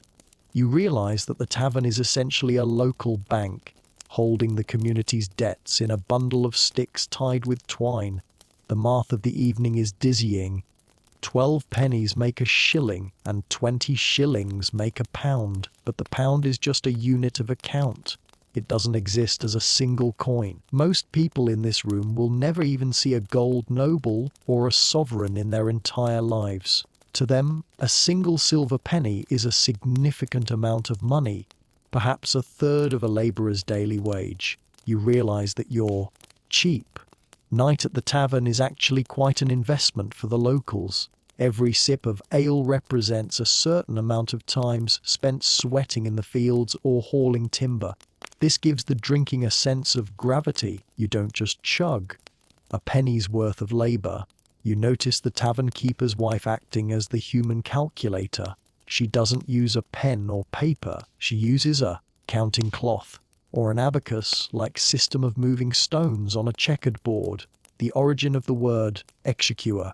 Her fingers move with a blurring speed, tallying up the bowls of pottage, the rounds of ale, and the stable fee for those who arrived on horseback. There is a rhythmic clicking sound as the stones hit the wood, a percussive soundtrack to the end of the evening's commerce. It's a reminder that even in a world of mud and straw, the logic of profit is sharp and unforgiving. One of the more bizarre forms of payment you might see is the truck system or simple barter. A traveler who is short on silver might offer a pair of well-made leather gloves or a small bag of rare peppercorns in exchange for a bed. You watch a man trade a small iron knife blade for his night's lodging. The tavern keeper inspects the steel, biting the edge to check its hardness, before nodding and gesturing toward the stairs. In this economy, value is whatever both parties agree it is. It's a flexible, human-centric way of doing business that feels incredibly alien to our world of fixed prices and digital receipts. The physical sensation of the coins is also unique. They are cold thin and smell strongly of copper and old pockets. They don't jingle like modern coins. They clink with a high-then sound. As you drop your pennies into the wooden bowl, the sound is final. The transaction is complete. You are no longer a guest. You are a patron who has fulfilled his side of the social contract. You feel a strange sense of relief. In a world where you could be accused of vagrancy or vagrancy for wandering without means, having an empty purse but a paid bill is a position of relative safety. As the money is whisked away to a heavy iron-bound chest in the back, the tavern keeper offers you a small, parting penny or a nod of respect. You've paid on the nail. Another phrase born from the physical reality of medieval trade counters. The atmosphere of the room shifts once more. The business of the day is done, and the heavy, somnolent weight of the night is finally taking over. The dim lighting, the heavy ale, and the exhaustion of the road are all pulling you toward the stairs. You stand up, your legs feeling a bit wobbly from the bench cramp and the ale, and look at the empty table. The silver is gone, the tawny sticks are filed away, and livelihoods, and all that remains is the lingering scent of wood smoke and the promise of a few hours of crowded, heavy sleep. You've navigated the complex world of medieval finance, and you've come out with your dignity, and most of your triangular silver pieces intact. Now, the true challenge begins, finding a place to lie down in a room full of strangers. You leave the flickering warmth of the hearth and begin the slow, creaking ascent of a ladder-like staircase. Your legs feel heavy, a combination of the thick ale and the long day's walk, and the air grows noticeably warmer as you rise toward the thatch. You aren't heading to a private suite with in-suite facilities, you are heading to the solar, or the common sleeping loft. Historians still argue whether the medieval lack of privacy was a source of deep psychological stress, or if it fostered a sense of communal security that we, in our isolated modern bedrooms, have completely lost. To you, however, it just looks like a room full of snoring obstacles.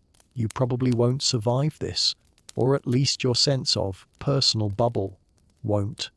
Because as you reach the top of the stairs, you realize that a bed is a very generous term.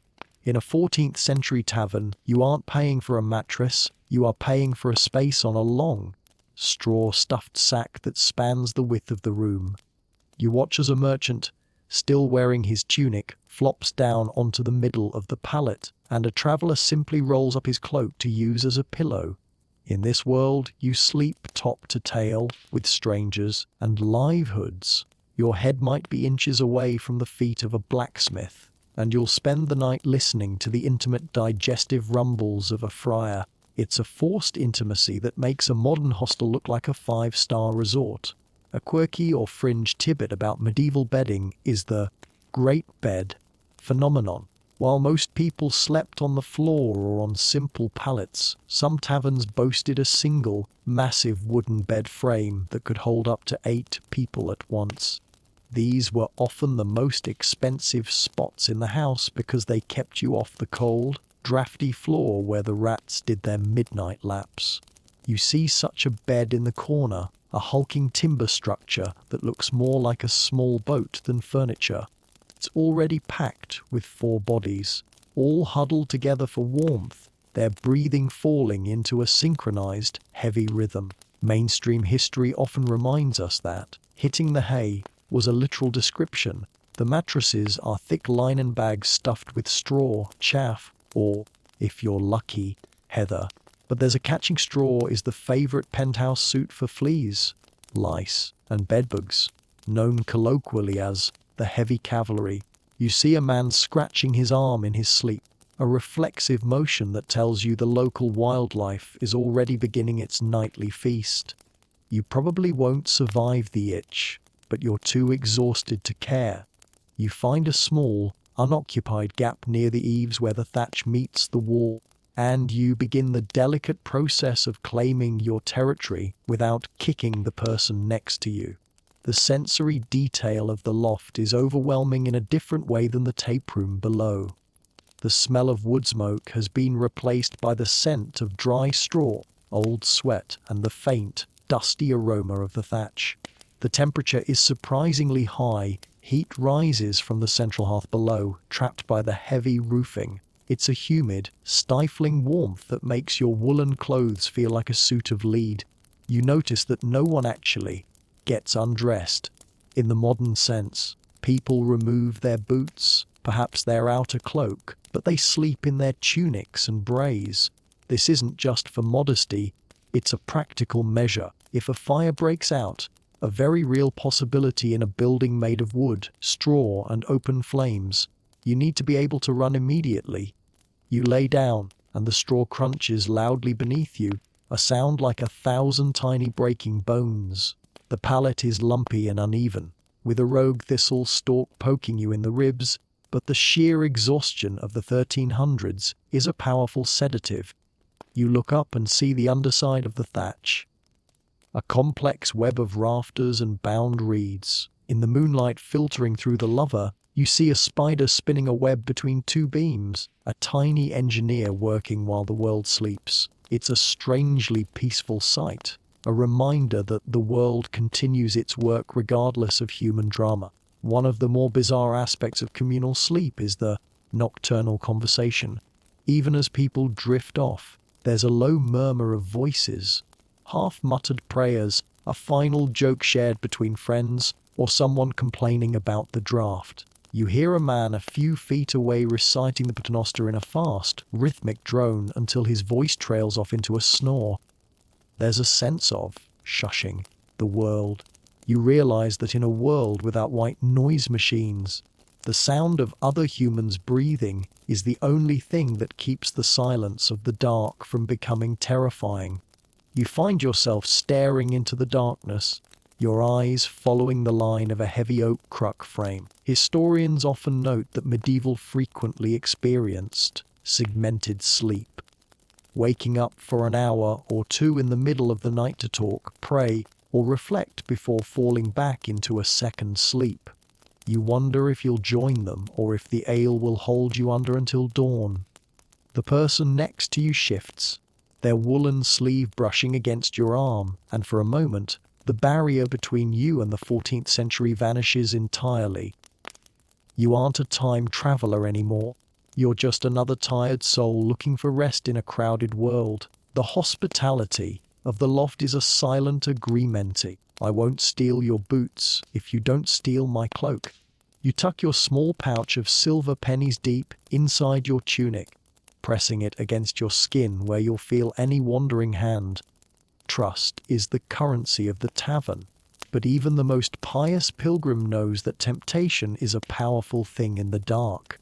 You close your eyes, the lumpy straw finally settling under your weight, and let the heavy, rhythmic chorus of 20 sleeping strangers pull you down into the deep. As you drift off, the sounds of the tavern below, the occasional muffled laugh, or the clatter of a moved bench, filter up through the floorboards like memories. The world is small here, bounded by timber and straw, but it is warm, and it is alive. You take one last deep breath of the dusty air, feeling the ancient rhythm of the house as it settles for the night, and prepare for the strange, vivid dreams that only a medieval pillow can provide, and livelihoods.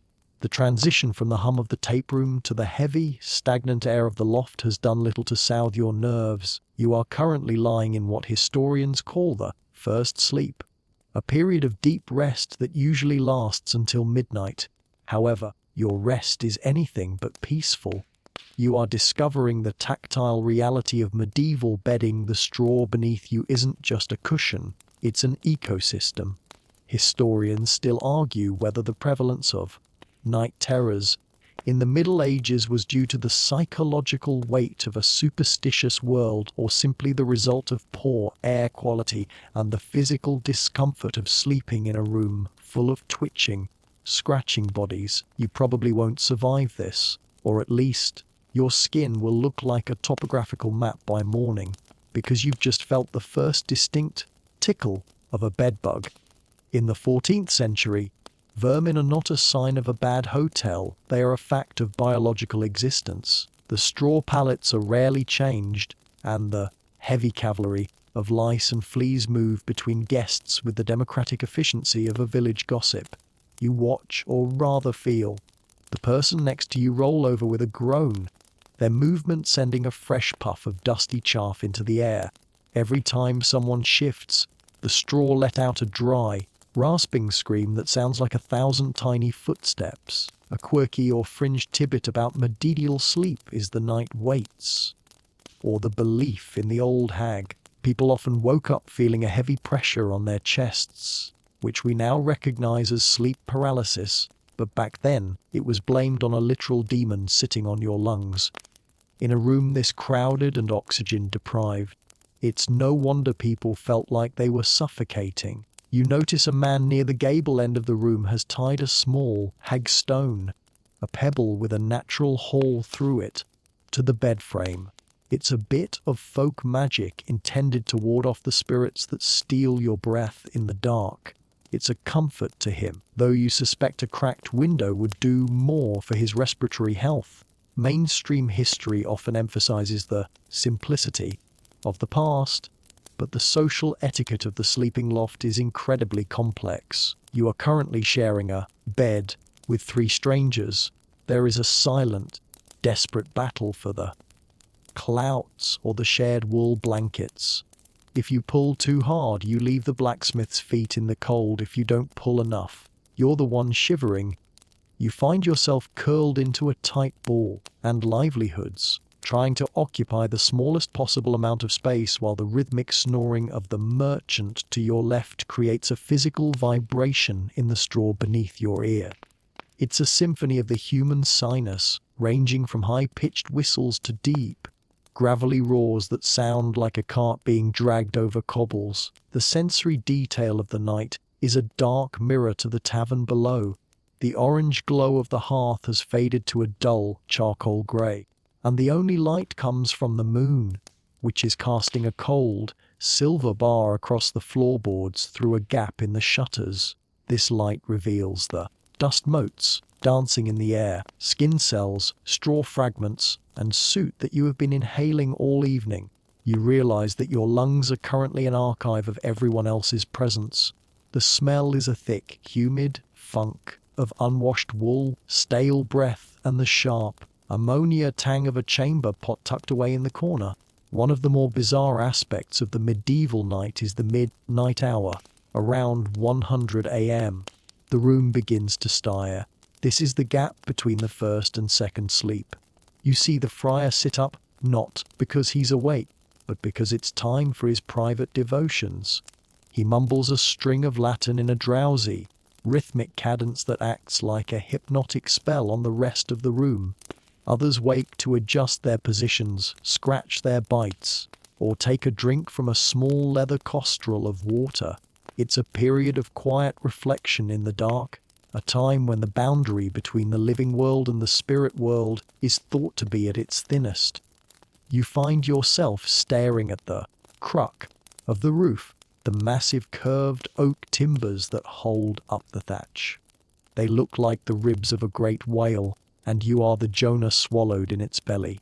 The boring history of architecture becomes very relevant when you realize these beams have been holding up this roof since before your great-grandfather would have been born. There is a strange, heavy sense of permanence here. These people, these smells, and this scratching discomfort have been the human experience for centuries, and tonight you are just the latest link in the chain. The rustling in the straw intensifies. You hear a mouse, or perhaps something larger, scurrying along the top of the wall plate where the thatch meets the timber. No one else seems to notice. In the 1300s, sharing your home with rodents is as normal as sharing it with your siblings. You realize that the peace of the countryside is a myth. The medieval night is loud, crowded, and busy with the industry of both humans and animals. You pull your cloak tighter around your neck, trying to create a barrier against the invisible inhabitants of the loft, as you finally begin to drift back toward your second sleep. You feel a strange sort of communal bond with the strangers around you. You are all vulnerable together, all shivering in the same drafts, and all being bitten by the same bugs. There is no status in the dark. The silver pennies in your pouch are useless here. Only the shared warmth of the group matters. You let your head sink back into the lumpy, straw-stuffed sack, the friar's whispered prayers acting as a soft, white noise backdrop to your exhaustion. The tavern settles into a deeper silence, the kind that only exists when a fire has truly died. The night terrors are kept at bay by the simple, heavy presence of other humans. You close your eyes, and livelihoods, the dry scent of the straw filling your nose, and prepare to surrender to the second half of the night, hoping that the heavy cavalry, decides to move on to the merchant before the sun comes up. The deep, heavy slumber of your second sleep is abruptly interrupted by a biological reality that no amount of medieval ale can suppress. You wake in the pitch-black void of the loft, the air thick and stagnant, with a pressing need to find the garderobe or the communal latron. In the 14th century and livelihoods, there are no porcelain thrones or flushing levers. There is only the dark, the draught, and a very long walk. Historians still argue whether the placement of these facilities, often jutting out over a cesspit or a running stream, was a stroke of early sanitary engineering or a primary driver for the contamination of the very groundwater people were trying to avoid. You probably won't survive this, or at least your dignity won't, as you attempt to stand up without stepping on the face of the sleeping blacksmith. The loft is a minefield of limbs. You move with the agonizing slowness of a thief, your hands grazing the rough, splintered timber of the cruck frame for balance. The floorboards groan under your weight, a sharp, echoing protest in the silence of the night. To your left, a sleeper let out a sudden, violent snort that nearly sends you tumbling back into the straw. You find the top of the ladder by feeling for the smooth, oil-slicked grain of the handrail, worn down by generations of desperate midnight travelers. A quirky or fringe tidbit about medieval plumbing is the use of the pest pot or chamber pot. While many tavern guests were expected to find their way to the outside latron, some high-status guests were provided with a ceramic or pewter pot kept under the pallet. However, in a crowded loft like this, the pot is often a shared luxury that usually ends up overflowing long before dawn. You see a glint of moonlight on a dark liquid near the corner and decide that the cold night air outside is a much safer bet.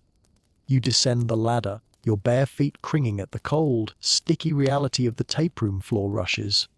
Mainstream history often paints the garderobe as a feature of castles, but in a well-established village tavern, it's a small, lean-to wooden shack attached to the back of the building. To get there, you have to unbar the heavy back door, which lets in a sudden, violent blast of night air that smells of damp pines and frozen mud. The shock to your system is total. The garderobe itself is a simple wooden bench with a hole positioned over a deep pit. There is no toilet paper. Instead, you find a bucket of moss or hay wisp, the 1350s version of a two-ply roll. It's a humbling, freezing experience that reminds you that in the Middle Ages, even your most private moments are a battle against the elements. The sensory detail of the midnight trip is a stark contrast to the cozy, smoky warmth of the earlier evening. The silence of the village is profound, broken only by the distant hoot of an owl or the rustle of a fox in the grain stores. The moon is so bright it casts hard, black shadows across the yard, making the woodpile look like a crouching beast.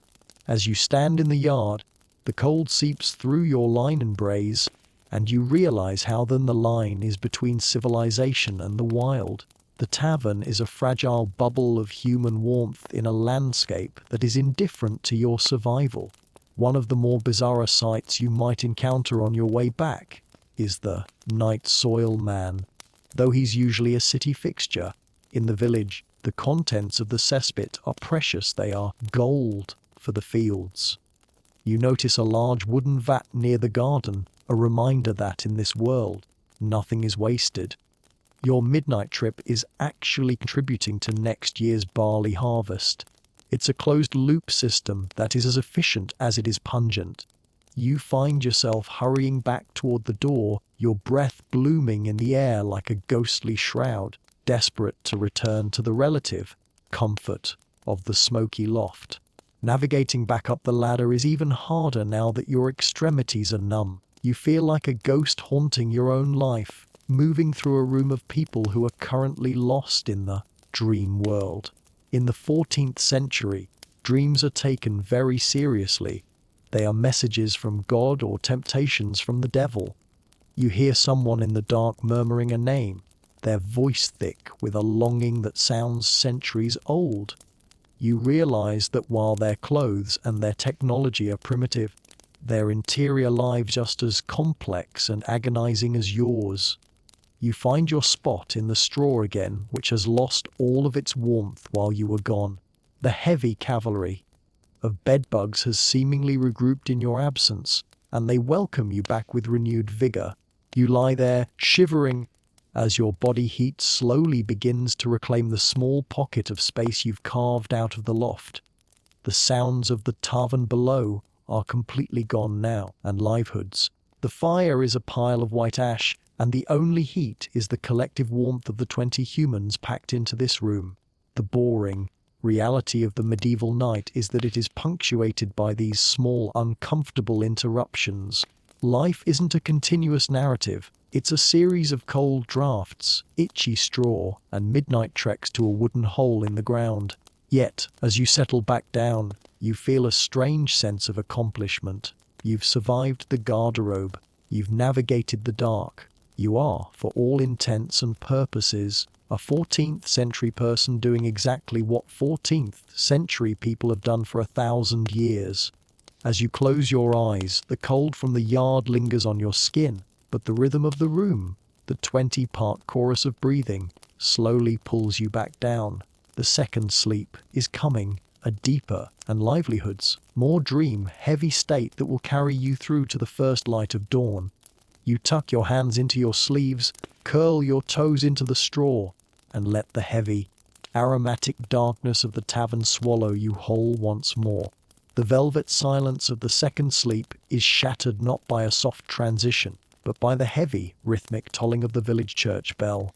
This is the Matins or day bell, and in the 14th century, it is the only alarm clock you'll ever have. The sound vibrates through the thatch and the heavy oak crux beams, a deep bronze thrum that commands the world to wake. Historians still argue whether the medieval obsession with bells was purely for timekeeping or a form of spiritual, sonic branding, ensuring that even in your groggiest moment, you knew you belonged to the church and the king.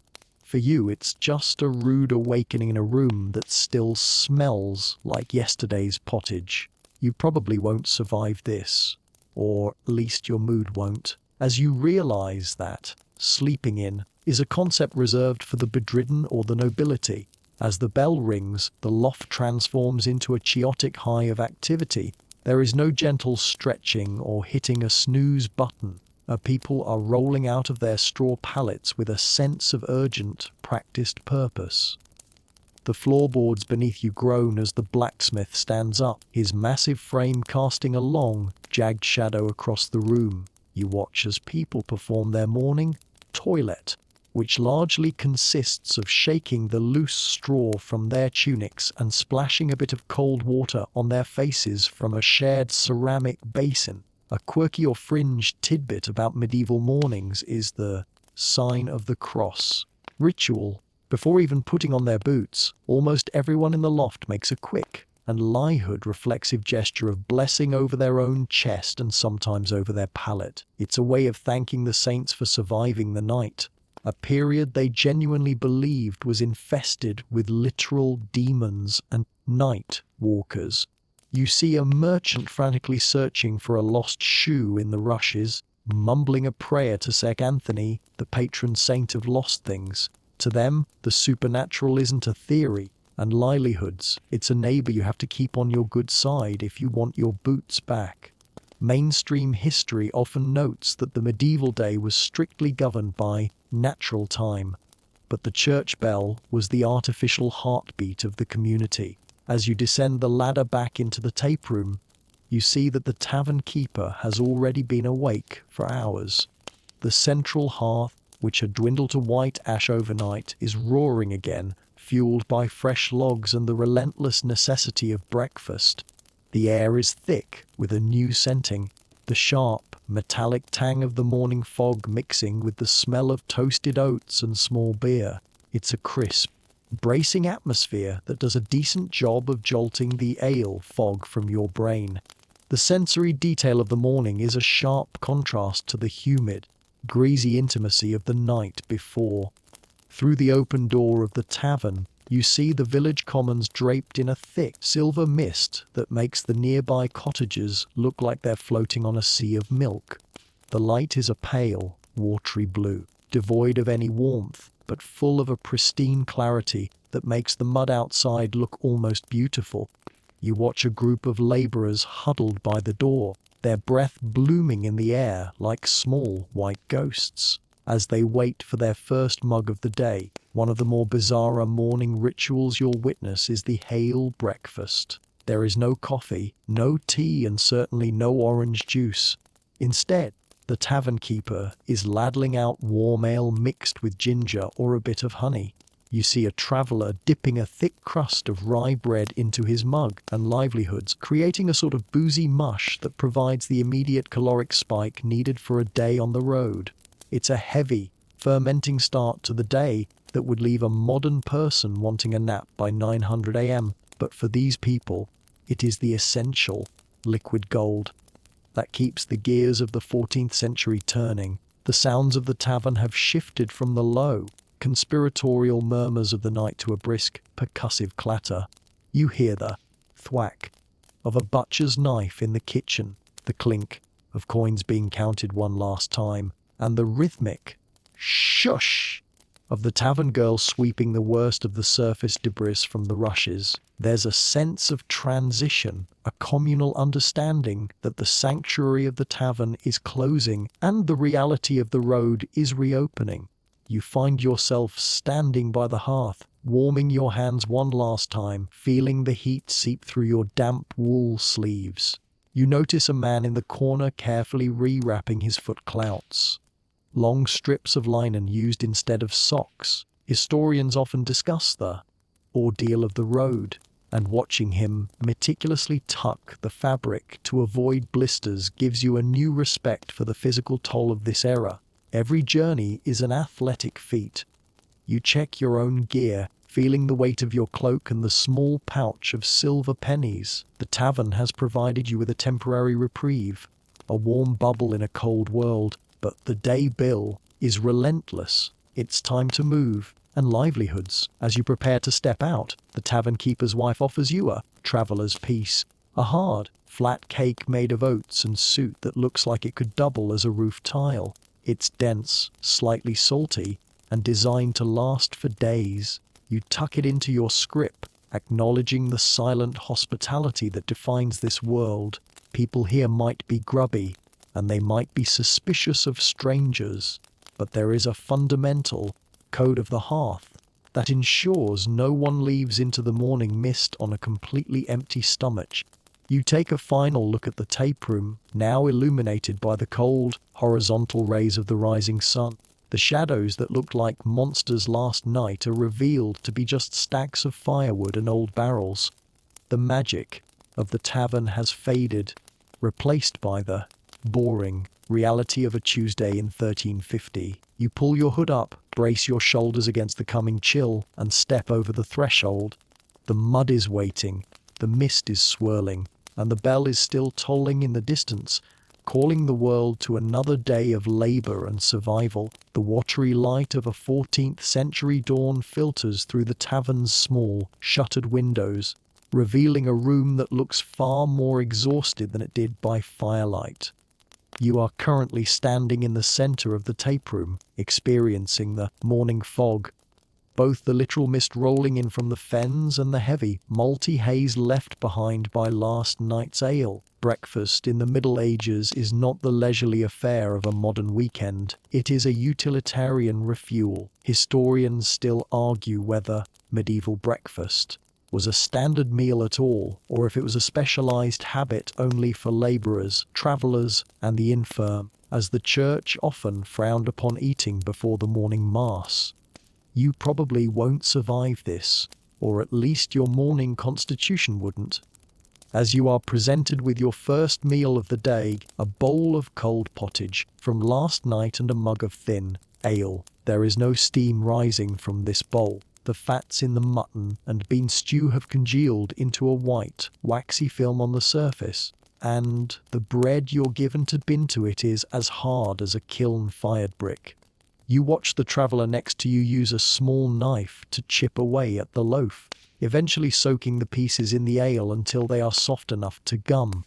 This is Pope's breakfast, a dense, fermented mush that hits your stomach like a lead weight, providing enough slow burn energy to get you through the next 10 miles of mud. A quirky or fringe tidbit about medieval morning habits is the use of tooth scoring with charcoal or frayed twigs.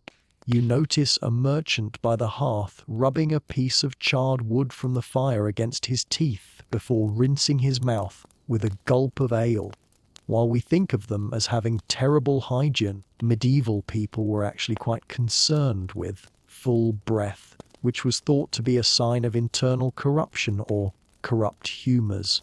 They didn't have minty toothpaste, but the tannins in the ale and the abrasive charcoal served as a primitive, if slightly gritty, dental routine.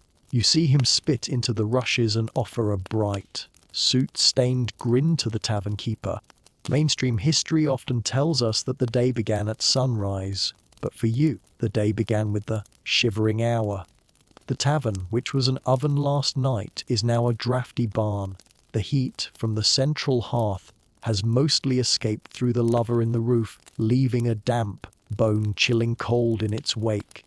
You see the tavern girl tossing a fresh armful of June grass and dried lavender into the embers to restart the fire. The smell of the smoke is different now, sharper, cleaner, and mixed with the scent of the frost melting off the thatch and livelihood. It's a bracing sensory reset that clears the cobwebs from your mind. The sensory detail of the morning is defined by the sound of preparation. You hear the rhythmic thump, thump of a grain mill nearby, the clatter of wooden buckets at the well, and the jingling of harness bells as a carter readies his team of oxen outside.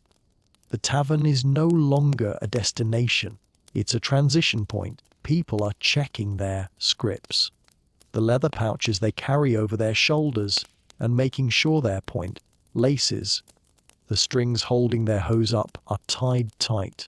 Livelihoods. You find yourself mimicking them, checking your own gear with a nervous energy that seems to be contagious. One of the more bizarre items you on the morning table is sops. This isn't a complex dish, it's simply wine or ale poured over toasted bread. For the wealthier travelers, the wine might be heated with cinnamon and grains of paradise, creating a medieval, mulled breakfast. You see a man in a fine wool surcoat enjoying his sops with a look of quiet concentration. To him, the warmth of the wine is a necessary armor against the damp English morning. It's a reminder that even in a world of shared benches, your breakfast can still signal your tax bracket. The hospitality of the morning is brief and businesslike. The tavern keeper's wife is already thinking about the next batch of ale, her arms white with flour as she preps the Maslin loaves for the afternoon. There is a sense of the great wheel of the village turning. The intimacy of the night, the shared stories and the communal cup is being tucked away like a folded blanket. You catch the eye of the man you shared a mazer with last night. He gives you a short, solemn nod before pulling his hood low and stepping out into the fog. The social contracts of the tavern expire at dawn. You notice the morning draft that snakes across the floor, lifting the top layer of rushes and revealing the hidden grit beneath. Historians often note, cleansing the house was a weekly ritual involving the complete removal of these rushes, but today isn't that day. You realize you're walking on the history of the last 6 days of guests. You take one last gulp of your thin ale, the sour, sweet liquid warming your throat, and feel the liquid bread begin its slow work in your system. You aren't full, exactly, but you are fueled. As the fog outside begins to turn from silver to a pale, buttery yellow, signaling the sun's ascent, the tavern feels increasingly hollow. The boring reality of the road is calling. You pick up your staff, feeling the smooth, worn wood in your palm, and prepare to leave the smoky sanctuary behind.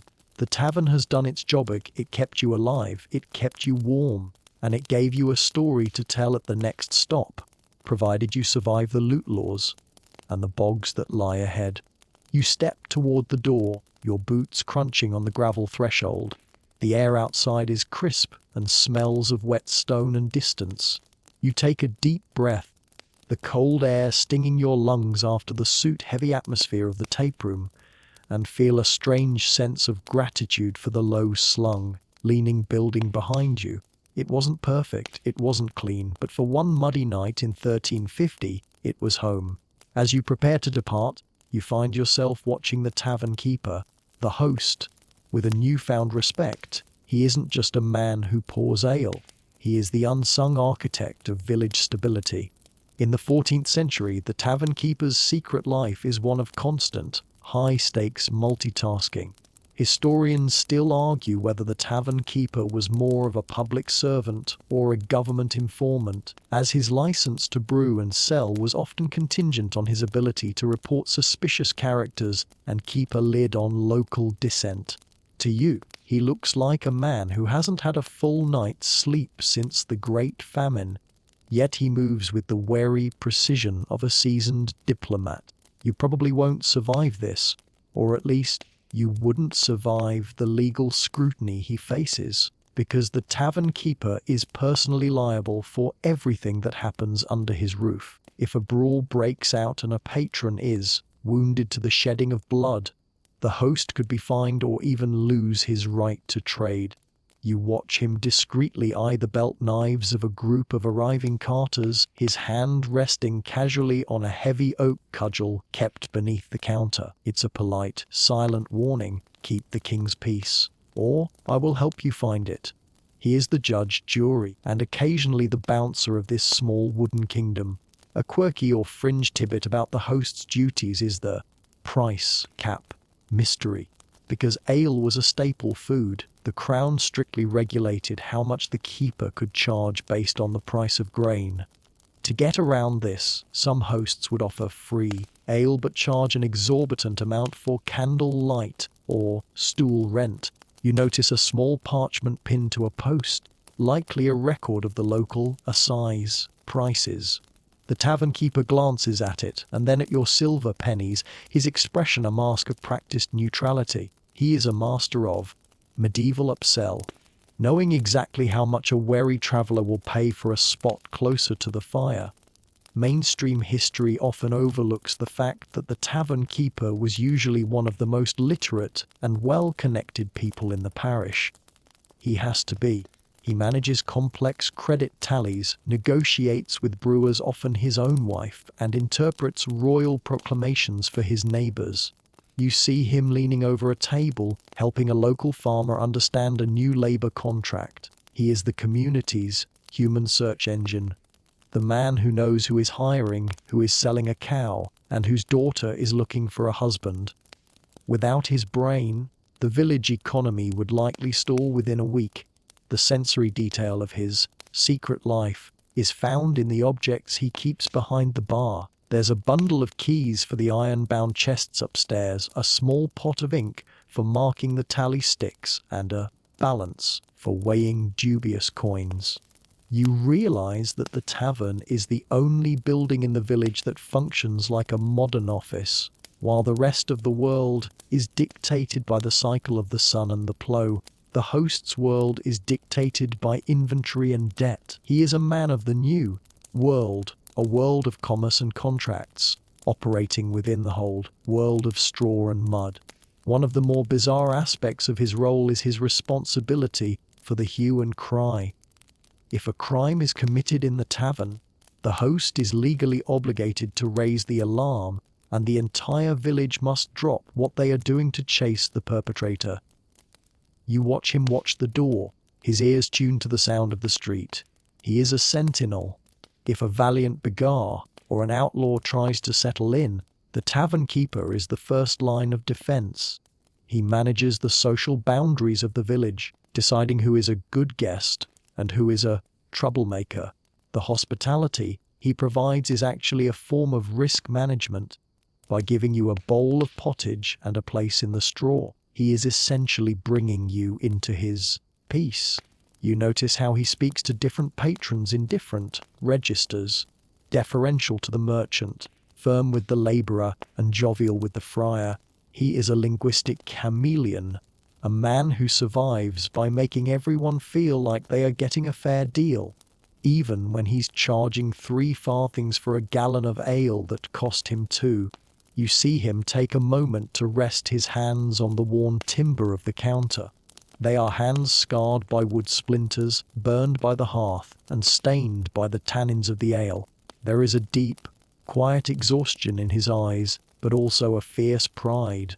He is the master of the hearth fire, the keeper of the only light for miles around. He watches you gather your cloak, and for a brief second, the mask of the bisman slips, replaced by a look of genuine, if fleeting, human concern. "God speed you on the muddy way," he grunts, his voice like gravel. As you step away from the counter, you realize that the tavern keeper is the most modern person you've met in the 14th century. He understands that the world is bigger than the parish. He knows that news from London can change the price of bread in the north. He is the connector, the gatekeeper of the social media of his age. You give him a final nod, which he returns with a slight, almost imperceptible tilt of his head before turning back to a customer who is complaining that the small beer is too small. The boring logistics of the tavern are actually a complex dance of survival and livelihoods, and the host is the choreographer. You leave him to his secret life of notches and silver, feeling a bit safer knowing that men like him are there to keep the chaos of the Middle Ages at bay, 1 pint at a time.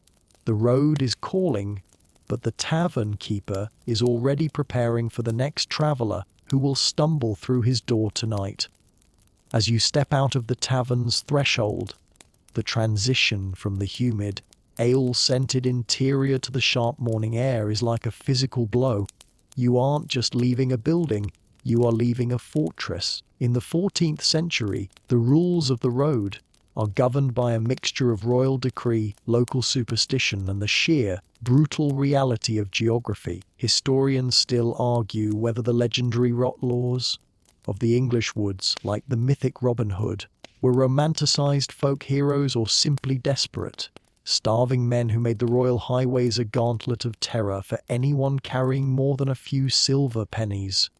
You probably won't survive this, or at least your nerves won't, as you look toward the dense, tangled tree line that skirts the village edge. In 1350, the forest isn't a place for a weekend hike. It's a wilderness, in the biblical sense, a place where the king's law is as thin as the morning mist. You see a group of pilgrims by the well, tightening their belts and checking their heavy staves. They aren't traveling alone, they are forming a cavalcade. There is safety in numbers, and the first rule of the medieval road is that a lone traveler is a target. You find yourself hovering near them, hovelihoods, hoping to be absorbed into their collective security before the village gate disappears behind you.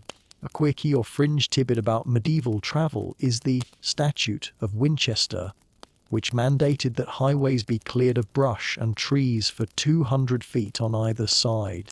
This wasn't for the view, it was to prevent highwaymen from leaping out of the shadows.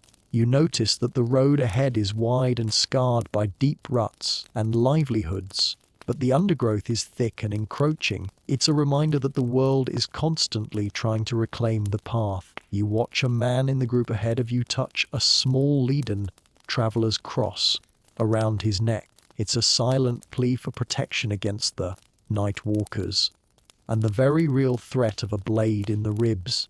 Mainstream history often notes that the road was the only place where the rigid social classes truly mingled, but it was also a place of extreme suspicion.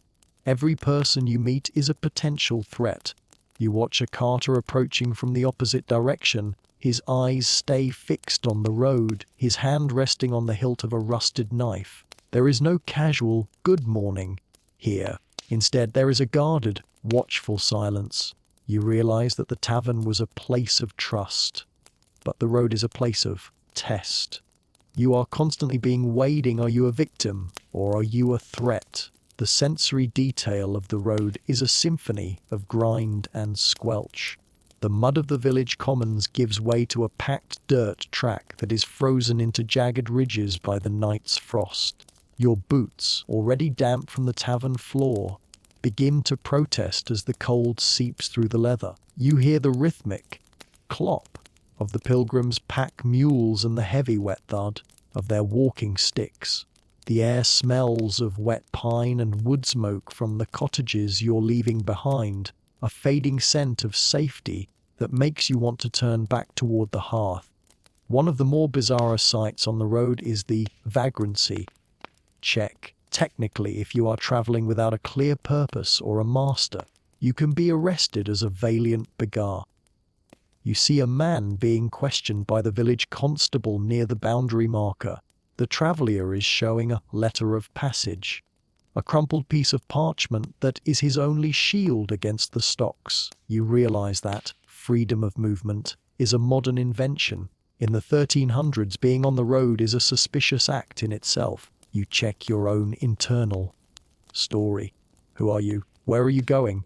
In this world, a lack of an answer can be fatal. The hospitality of the road is a grim joke. If you get stuck in a bog or break a wheel, you are at the mercy of whoever passes by. You notice a discarded cart wheel half submerged in a ditch, a silent monument to a traveller whose luck ran out. There are no roadside services, no emergency numbers. There is only the endurance of your own legs and the thickness of your cloak. You find yourself walking faster, of the rhythmic shush of your woolen skirts against the tall grass, providing a steady, hypnotic beat that helps you ignore the growing ache in your calves. You notice the way markers, small piles of stones or cairns that guide you through the more featureless stretches of the moor. These are the GPS of the Middle Ages, often maintained by local monks or charitable guilds who see guiding the traveller as a spiritual duty. You feel a surge of relief every time you spot one of these stone sentinels. They are a sign that you are still on the known path, that you haven't yet wandered into the no man's land, where the outlaws and the spirits are said to dwell. As the sun climbs higher, the shadows of the trees stretch across the road like long, skeletal fingers. You are now fully committed to the journey. The tavern is a mile behind you, its smoke lovers invisible, its warmth a fading memory. The boring history of transport becomes a lived experience of fatigue and vigilance. You are a dot on a map that hasn't been drawn yet, moving through a landscape that is both beautiful and terrifyingly vast. You take a final look back toward the village, catching a glint of sunlight on the church spire. The rules of the road are simply keep moving, keep your eyes open, and keep your coins hidden. You pull your cloak tighter, adjust your scrip, and settle into the long, steady stride of the medieval wayfarer. The tavern gave you the strength for today. Now, the road will test if that strength is enough to reach the next hearth before the shadows return. As you trudge along the frozen ridges of the track, your mind drifts back to the smoky, leaning structure you left behind. It's hard to imagine, but that muddy hovel is the ancestor of something far more familiar to you. You are witnessing the evolution of the English pub in its rawest, most primitive state. In the 14th century, the line between a private home and a public house is as thin as the vellum on a clerk's scroll. Historians still argue whether the transition from the informal alehouse to the structured chin was a result of increasing social regulation or a natural response to the growth of a burgeoning middle class that demanded a bit more than just a spot in the straw. You probably won't survive this. At least, your modern expectations of a cozy local wouldn't, as you realize how much of what you consider a pub is currently missing. There is no bar to lean on. The bar is literally just a board placed across two barrels. There are no cozy snugs or frosted glass partitions. This is a public house, in the most literal sense. The tavern keeper has simply opened his doors to the world. You watch the pilgrims ahead of you talking about the Tabard in Southwark, a famous inn that offers actual private chambers. That is the future. For now, you are living in the better version of hospitality, where the only amenity is a lack of rain on your head. A quirky or fringe tidbit about this evolution is the role of the bush we saw earlier.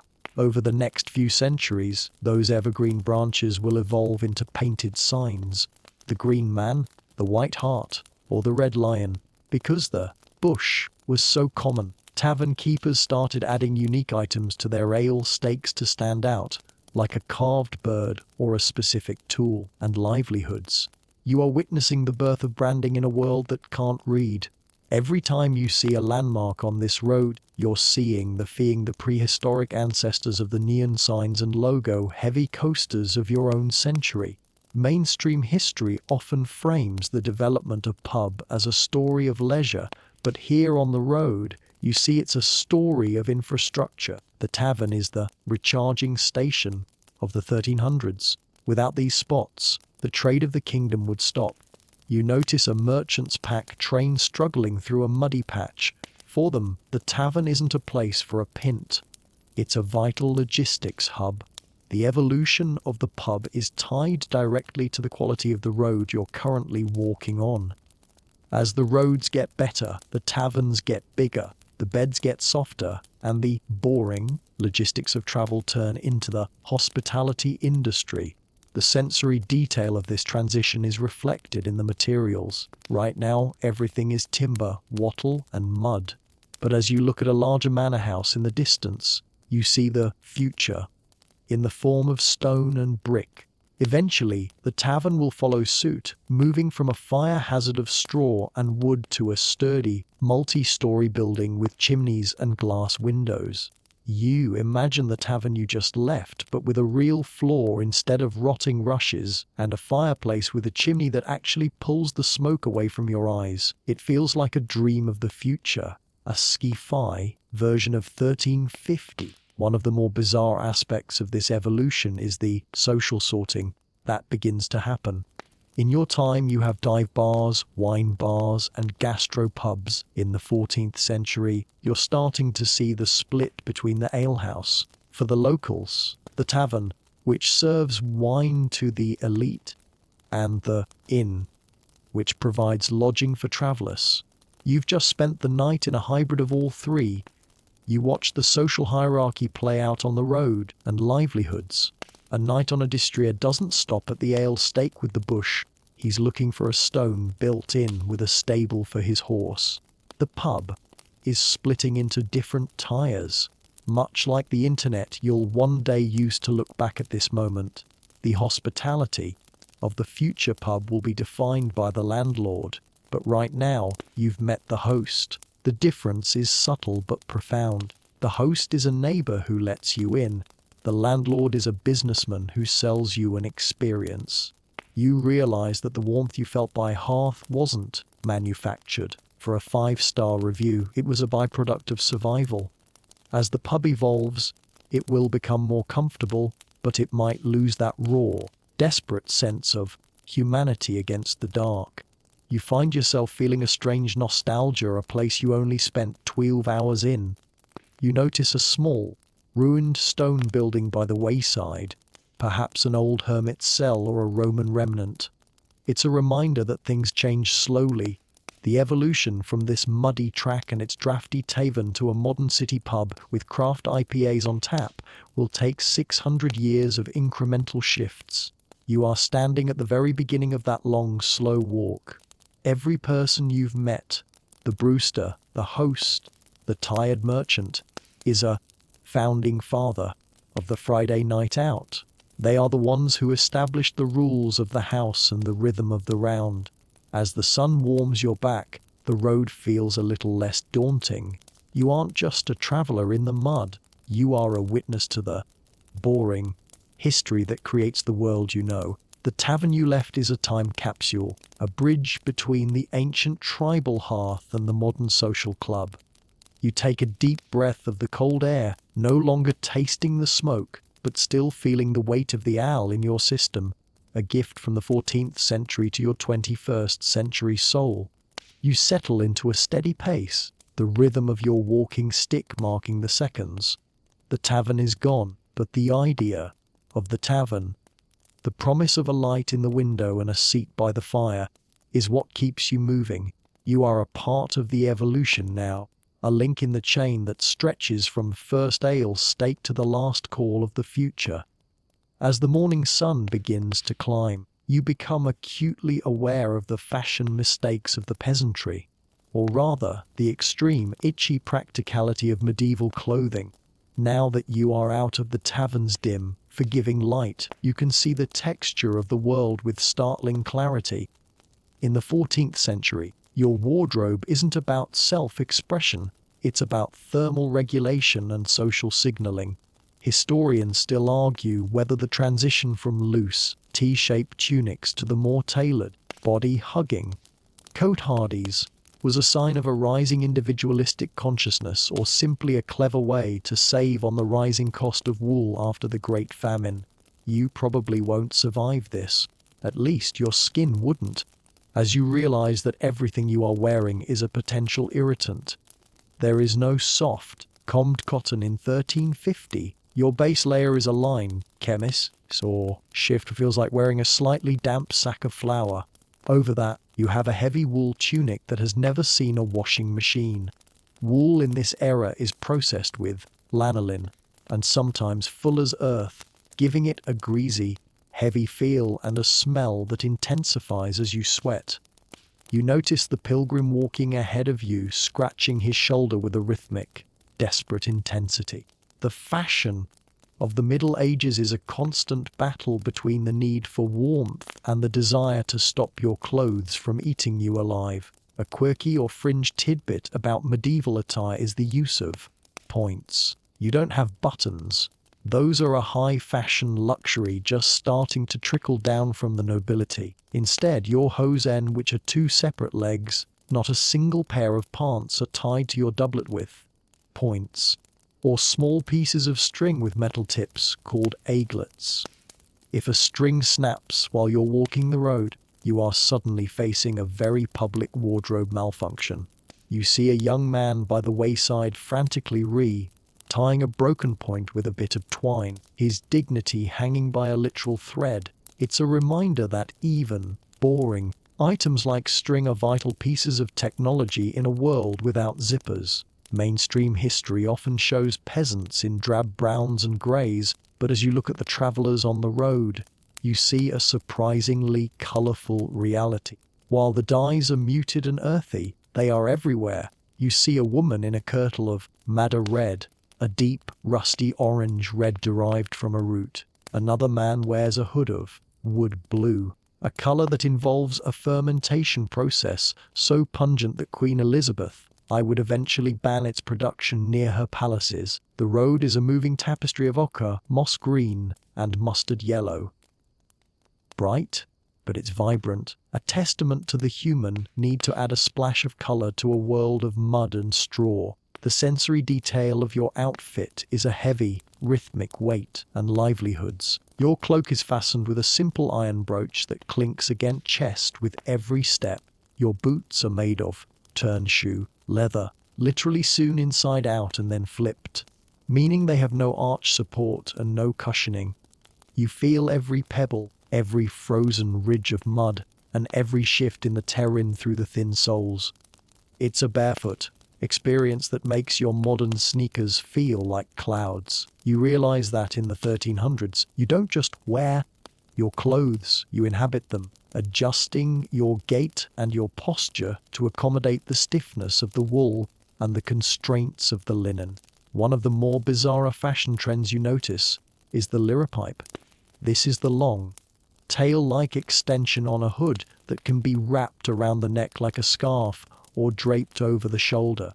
You watch a merchant use his liripipe to swat away a persistent fly, then wrap it tight as a gust of wind bites at his ears. It's a multi-tool of the 14th century wardrobe. You also see tippets, long, decorative strips of fabric hanging from the elbows of a wealthier traveler's tunic.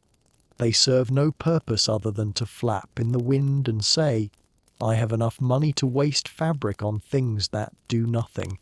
Even in a muddy village, the peacocking of human status is alive and well. The hospitality of your clothes is that they are designed to be lived in for weeks. There is no outfit of the day. You have your good set and your work set, and often they are the same thing. You notice a woman pinning her sleeves to her kirtle. Sleeves are often detachable, so they can be washed separately or replaced when they wear out. It's a modular approach to fashion that is incredibly sustainable, even if it is a bit drafty around the armpits. You realize that the boring act of getting dressed in the morning is actually a complex engineering task involving pins, strings, and multiple layers of organic fiber. As you walk, the wool of your tunic begins to bloom in the humidity of the morning, the fibers expanding and trapping your body heat. Despite the itch, you feel a surge of gratitude for the sheep that provided this protection. The wind whistles through the trees, but you are encased in a warm, lanolin-scented cocoon. You look at your hands, sticking out of the frayed line cuffs, and see the soot and grease from the tavern still under your fingernails. You are starting to look the part, a dusty, wool-clad wanderer in a world that values durability over aesthetics. You settle into the swing of your cloak, the heavy fabric acting as a pendulum that helps maintain your momentum. The boring history of textiles is written in every stitch of your garment. These clothes weren't made in a factory, they were spun, woven, and sewn by hand, likely by the very women who brew the ale and stir the pottage. There is a human thumbprint on every seam.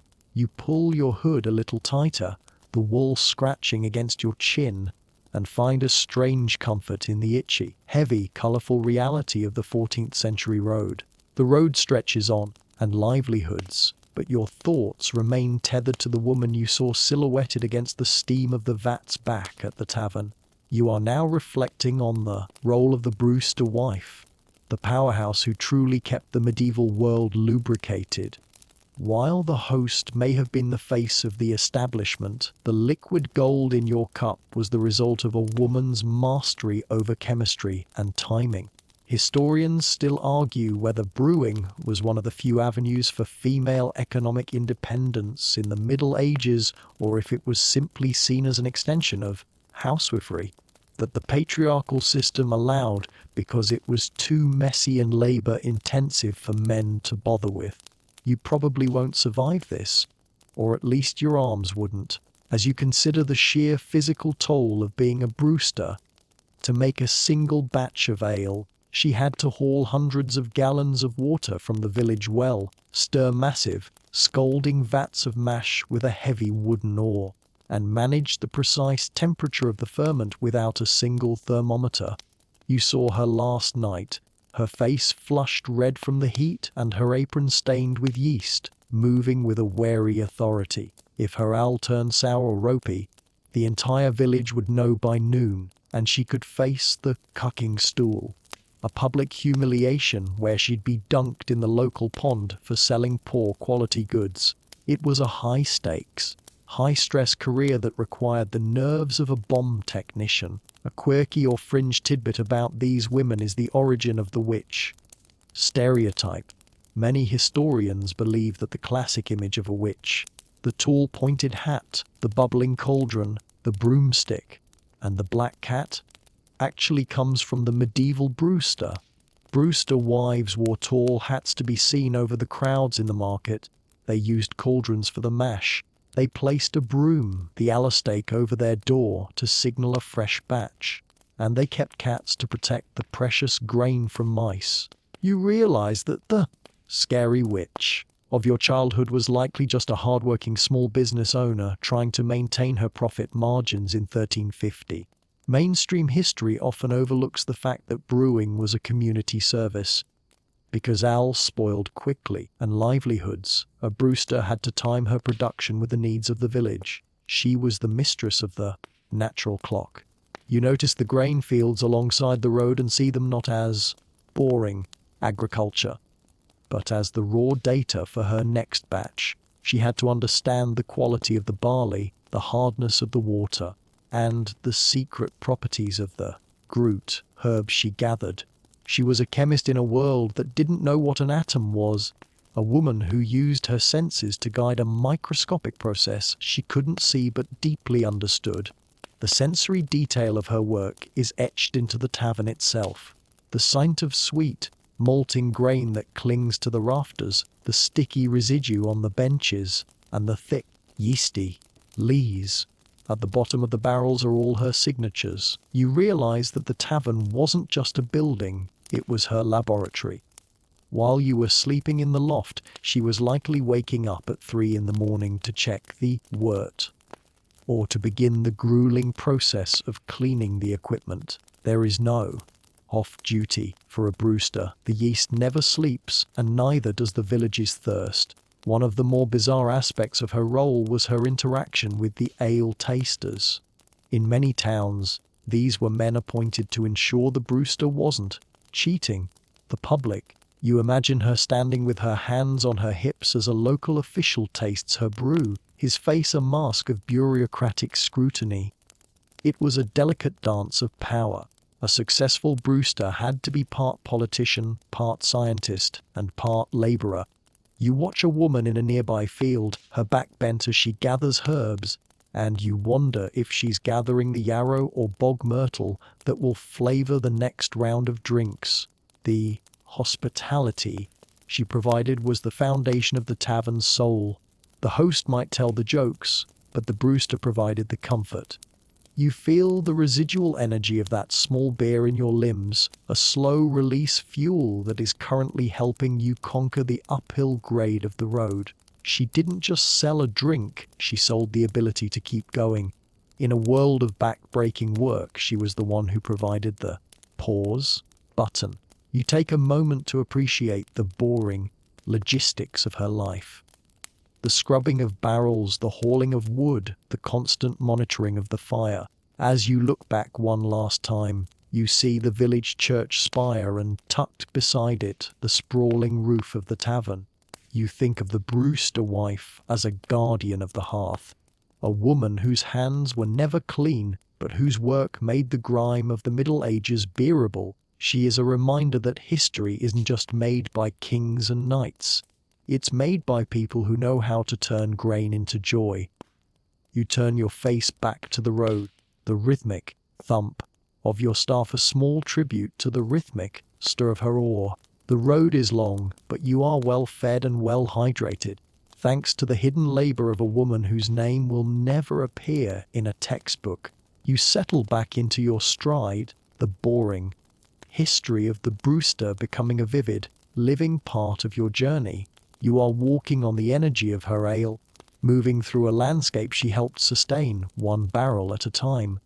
As you continue your trek, you notice a distinct change in the traffic on the road. A small entourage approaches, led by a man on a sleek palfrey, his cloak made of fine, dark broadcloth that doesn't hold the mud like your coarse wool. This traveler wouldn't have been satisfied with the liquid bread of the Brewster wife. He is a man of the vine. You are now observing the subtle snobbery of wine for the wealthy elite, a culinary divide that defined the medieval social ladder. Historians still argue whether the preference for wine over ale was purely a matter of taste or a calculated display of conspicuous consumption, as every drop of wine had to be imported from the sun-drenched slopes of Gascony or the Rhine, making it an expensive liquid status symbol.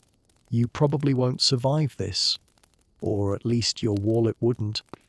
As you recall the price difference you overheard at the tavern, while a gallon of ale cost a penny, a single gallon of imported French Bordeaux could cost 4 to 8 times that amount. You watch the wealthy traveler reach for a leather costrel at his hip, the red liquid inside glinting like a ruby in the morning sun. To him, a ale is for the commoner's heavy, rustic beverage for those who work with their hands. Wine is the drink of the civilized, a sophisticated, acidic nectar that links the English elite to the courts of Europe. It's a reminder that even in a world of shared mud, the contents of your cup can draw a line that no amount of neighborness can cross.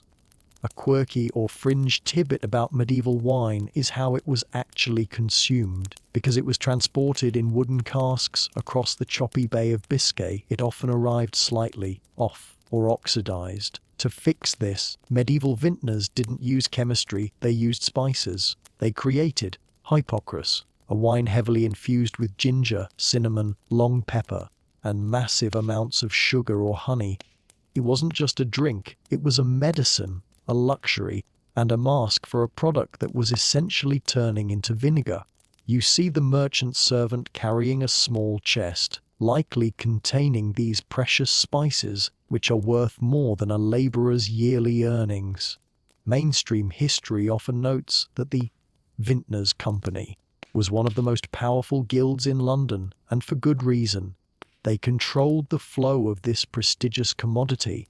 You notice that the tavern you left had a small, separate cellar for wine, kept under lock and key by the host himself.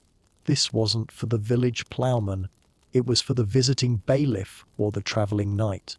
You realize the boring logistics of shipping and customs were the only things standing between a muddy English village and a taste of the Mediterranean. Wine was the high-speed data of the 14th century, carrying with it the culture, the rumours, and the flavours of a distant, more refined world. The sensory detail of the wine is a sharp contrast to the earthy, malty heaviness of the ale. It's thin, bright, and smells of fruit and oak. As the wealthy traveller passes you, you catch a fleeting scent of that spiced hypocras, a smell that is utterly foreign to the damp, mossy air of the countryside. It's a perfume of wealth. You look at your own wooden tig, still tucked into your pack, and feel the weight of the social hierarchy. In 1350, you are what you drink. The acidity of the wine is thought to thin the blood and aid the digestion of the refined meats eaten by the rich, while the thick ale is thought to bolster the spirit of the labouring poor. One of the more bizarre aspects of wine culture was the tonnage and poundage tax, a perennial source of political friction. Every time a cask was opened, the king took his prize, a literal portion of the wine for the royal household and livelihoods. You imagine the tavern keeper's frustration as he has to account for every drop, knowing that the fancy drink in his cellar is a magnet for tax collectors and aristocratic snobbery alike. You watch the wealthy traveller take a dainty sip, his pinky finger slightly extended, a gesture of refinement that looks absurdly out of place in a landscape of deep wagon ruts and pig slurry. The hospitality of wine is exclusive. While the ale mazer is passed around the table, the wine flask is often kept close to the owner. It is a private luxury, and livelihoods. You notice how the merchants encourage forms a tight circle as they stop for a brief rest, creating a mobile, high-status zone that excludes the wandering pilgrims and the muddy traveller. It's a silent, liquid wall. You find yourself feeling a strange loyalty to the Brewster's ale. It might be lumpy and sour, but it doesn't look down its nose at you. As you walk on, the wealthy travellers pull ahead, their horses moving faster than your tired legs can manage. They leave behind a faint scent of cloves and expensive leather, a lingering reminder of the world they inhabit, a world of stone mayners, silk doublets, and spiced bordouacs. You settle back into your rhythm, the boring history of trade routes and class distinctions becoming a vivid, tangible reality of your morning. You are a man of the hour stake, a resident of the common bench, and there is a certain rugged pride in that. You take a drink from your own water skin, the cool, plain liquid, a humble middle ground between the two worlds. The road is a great equalizer, but only to a point. The mud treats the silk and the wool the same, but the belly knows the difference. You look at the distant horizon, where the road disappears into the trees, and wonder what the next tavern will offer. A communal bowl of pottage for a penny, or a spiced cup of wine for a king's ransom. The morning sun is now high enough to cast short, sharp shadows, and you find yourself observing a peculiar interaction between two travellers resting by a milestone.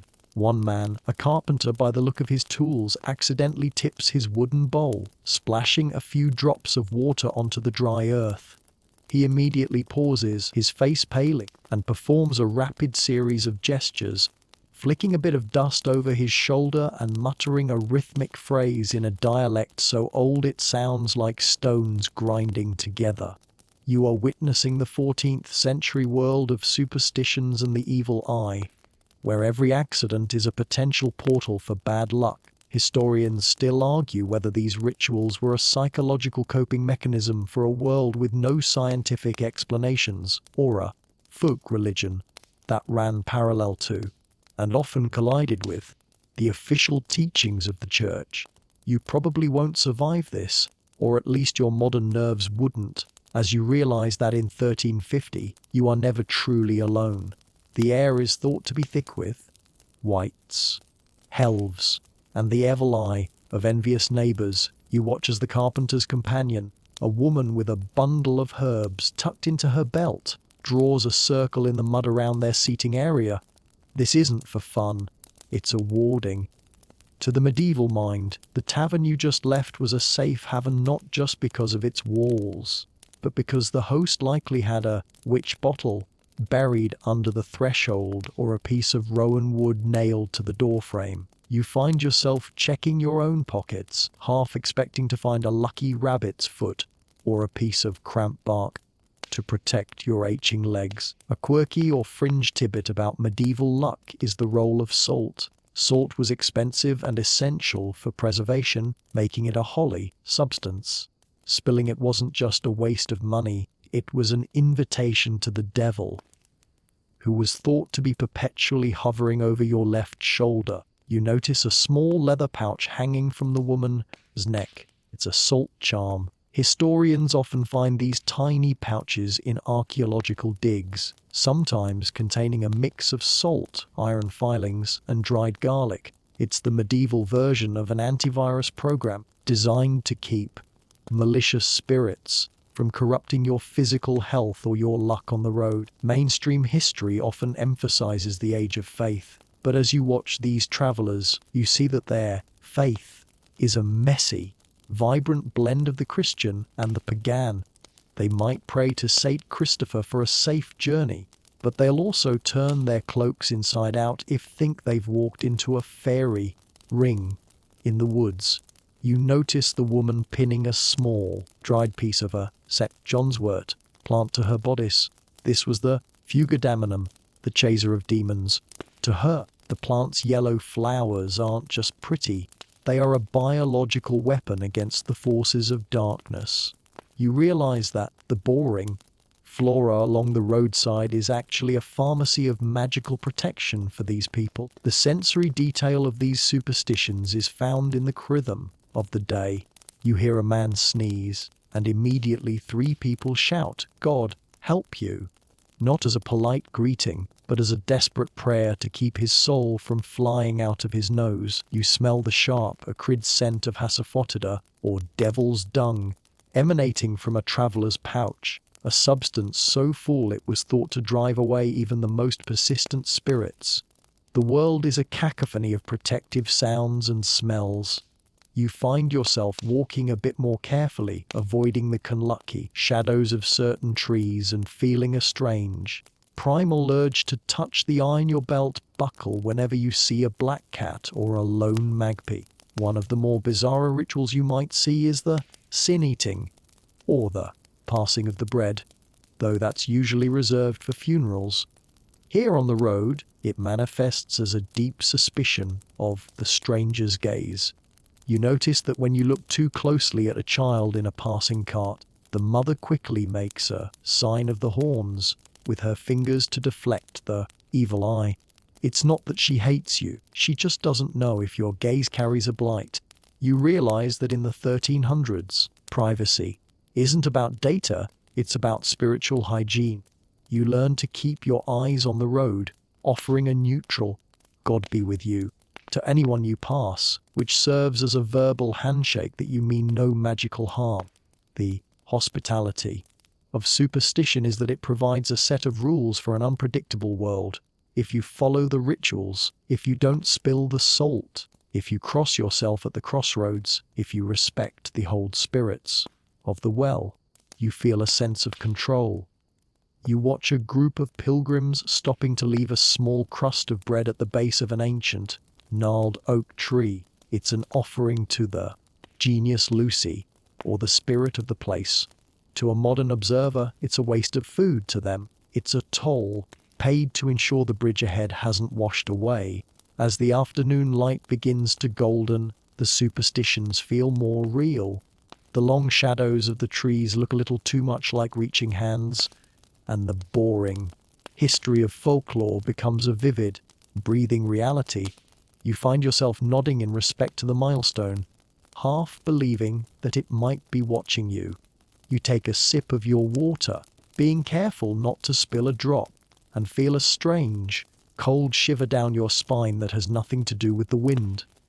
The medieval mind is a haunted house, and for today, you are a guest in its corridors. You settle back into your stride, the rhythmic clack of your staff against the stones acting as a protective beat. The boring history of superstition is the story of how humans tried to make sense of the senseless, the sudden plague, the failed harvest, the bandit in the woods. You aren't just a traveler in the mud, you are a participant in a grand, invisible war between luck and fate. You pull your hood a little lower, whispering a small, half-remembered prayer under your breath, just in case the old hag is listening from the bushes. The sun has begun its long, lazy descent toward the horizon, painting the rutted track in shades of honey and bruised purple. You have walked miles since the day bell called you from the straw, and now, as you crest a final ridge, you stop to look back. Far in the distance, a thin plume of grey smoke rises from the cluster of cottages you left behind. That smoke is the only visible sign of the tavern, the final farewell to the hearth of your journey. Historians still argue whether the medieval tavern was a liminal space, a threshold where the rules of society were suspended, or if it was the most rigid manifestation of village life, where every seat and every sip was governed by an invisible social ledger. You probably won't survive this, mentally at least, as you realize that the world you are walking into is vast, cold, and entirely indifferent to whether you find another roof by nightfall. The tavern was a miracle of density, a warm, stinking, vibrant bubble of humanity that kept the 14th century from feeling quite so lonely. Now, and livelihoods, with the wind whistling through the dry grass and the first hints of evening frost settling on your cloak. The boring history of the Middle Ages feels intensely personal. You aren't looking at a map, you are looking at a survival horizon. You find yourself touching the leather of your scrip, feeling the traveler's piece of oatcake given to you by the host's wife, a physical anchor to the world of the hearth. A quirky or fringe tidbit to carry with you is the piece of the threshold. In many medieval cultures, the moment you stepped out of a tavern and onto the public road, your legal status changed. Inside, you were a guest.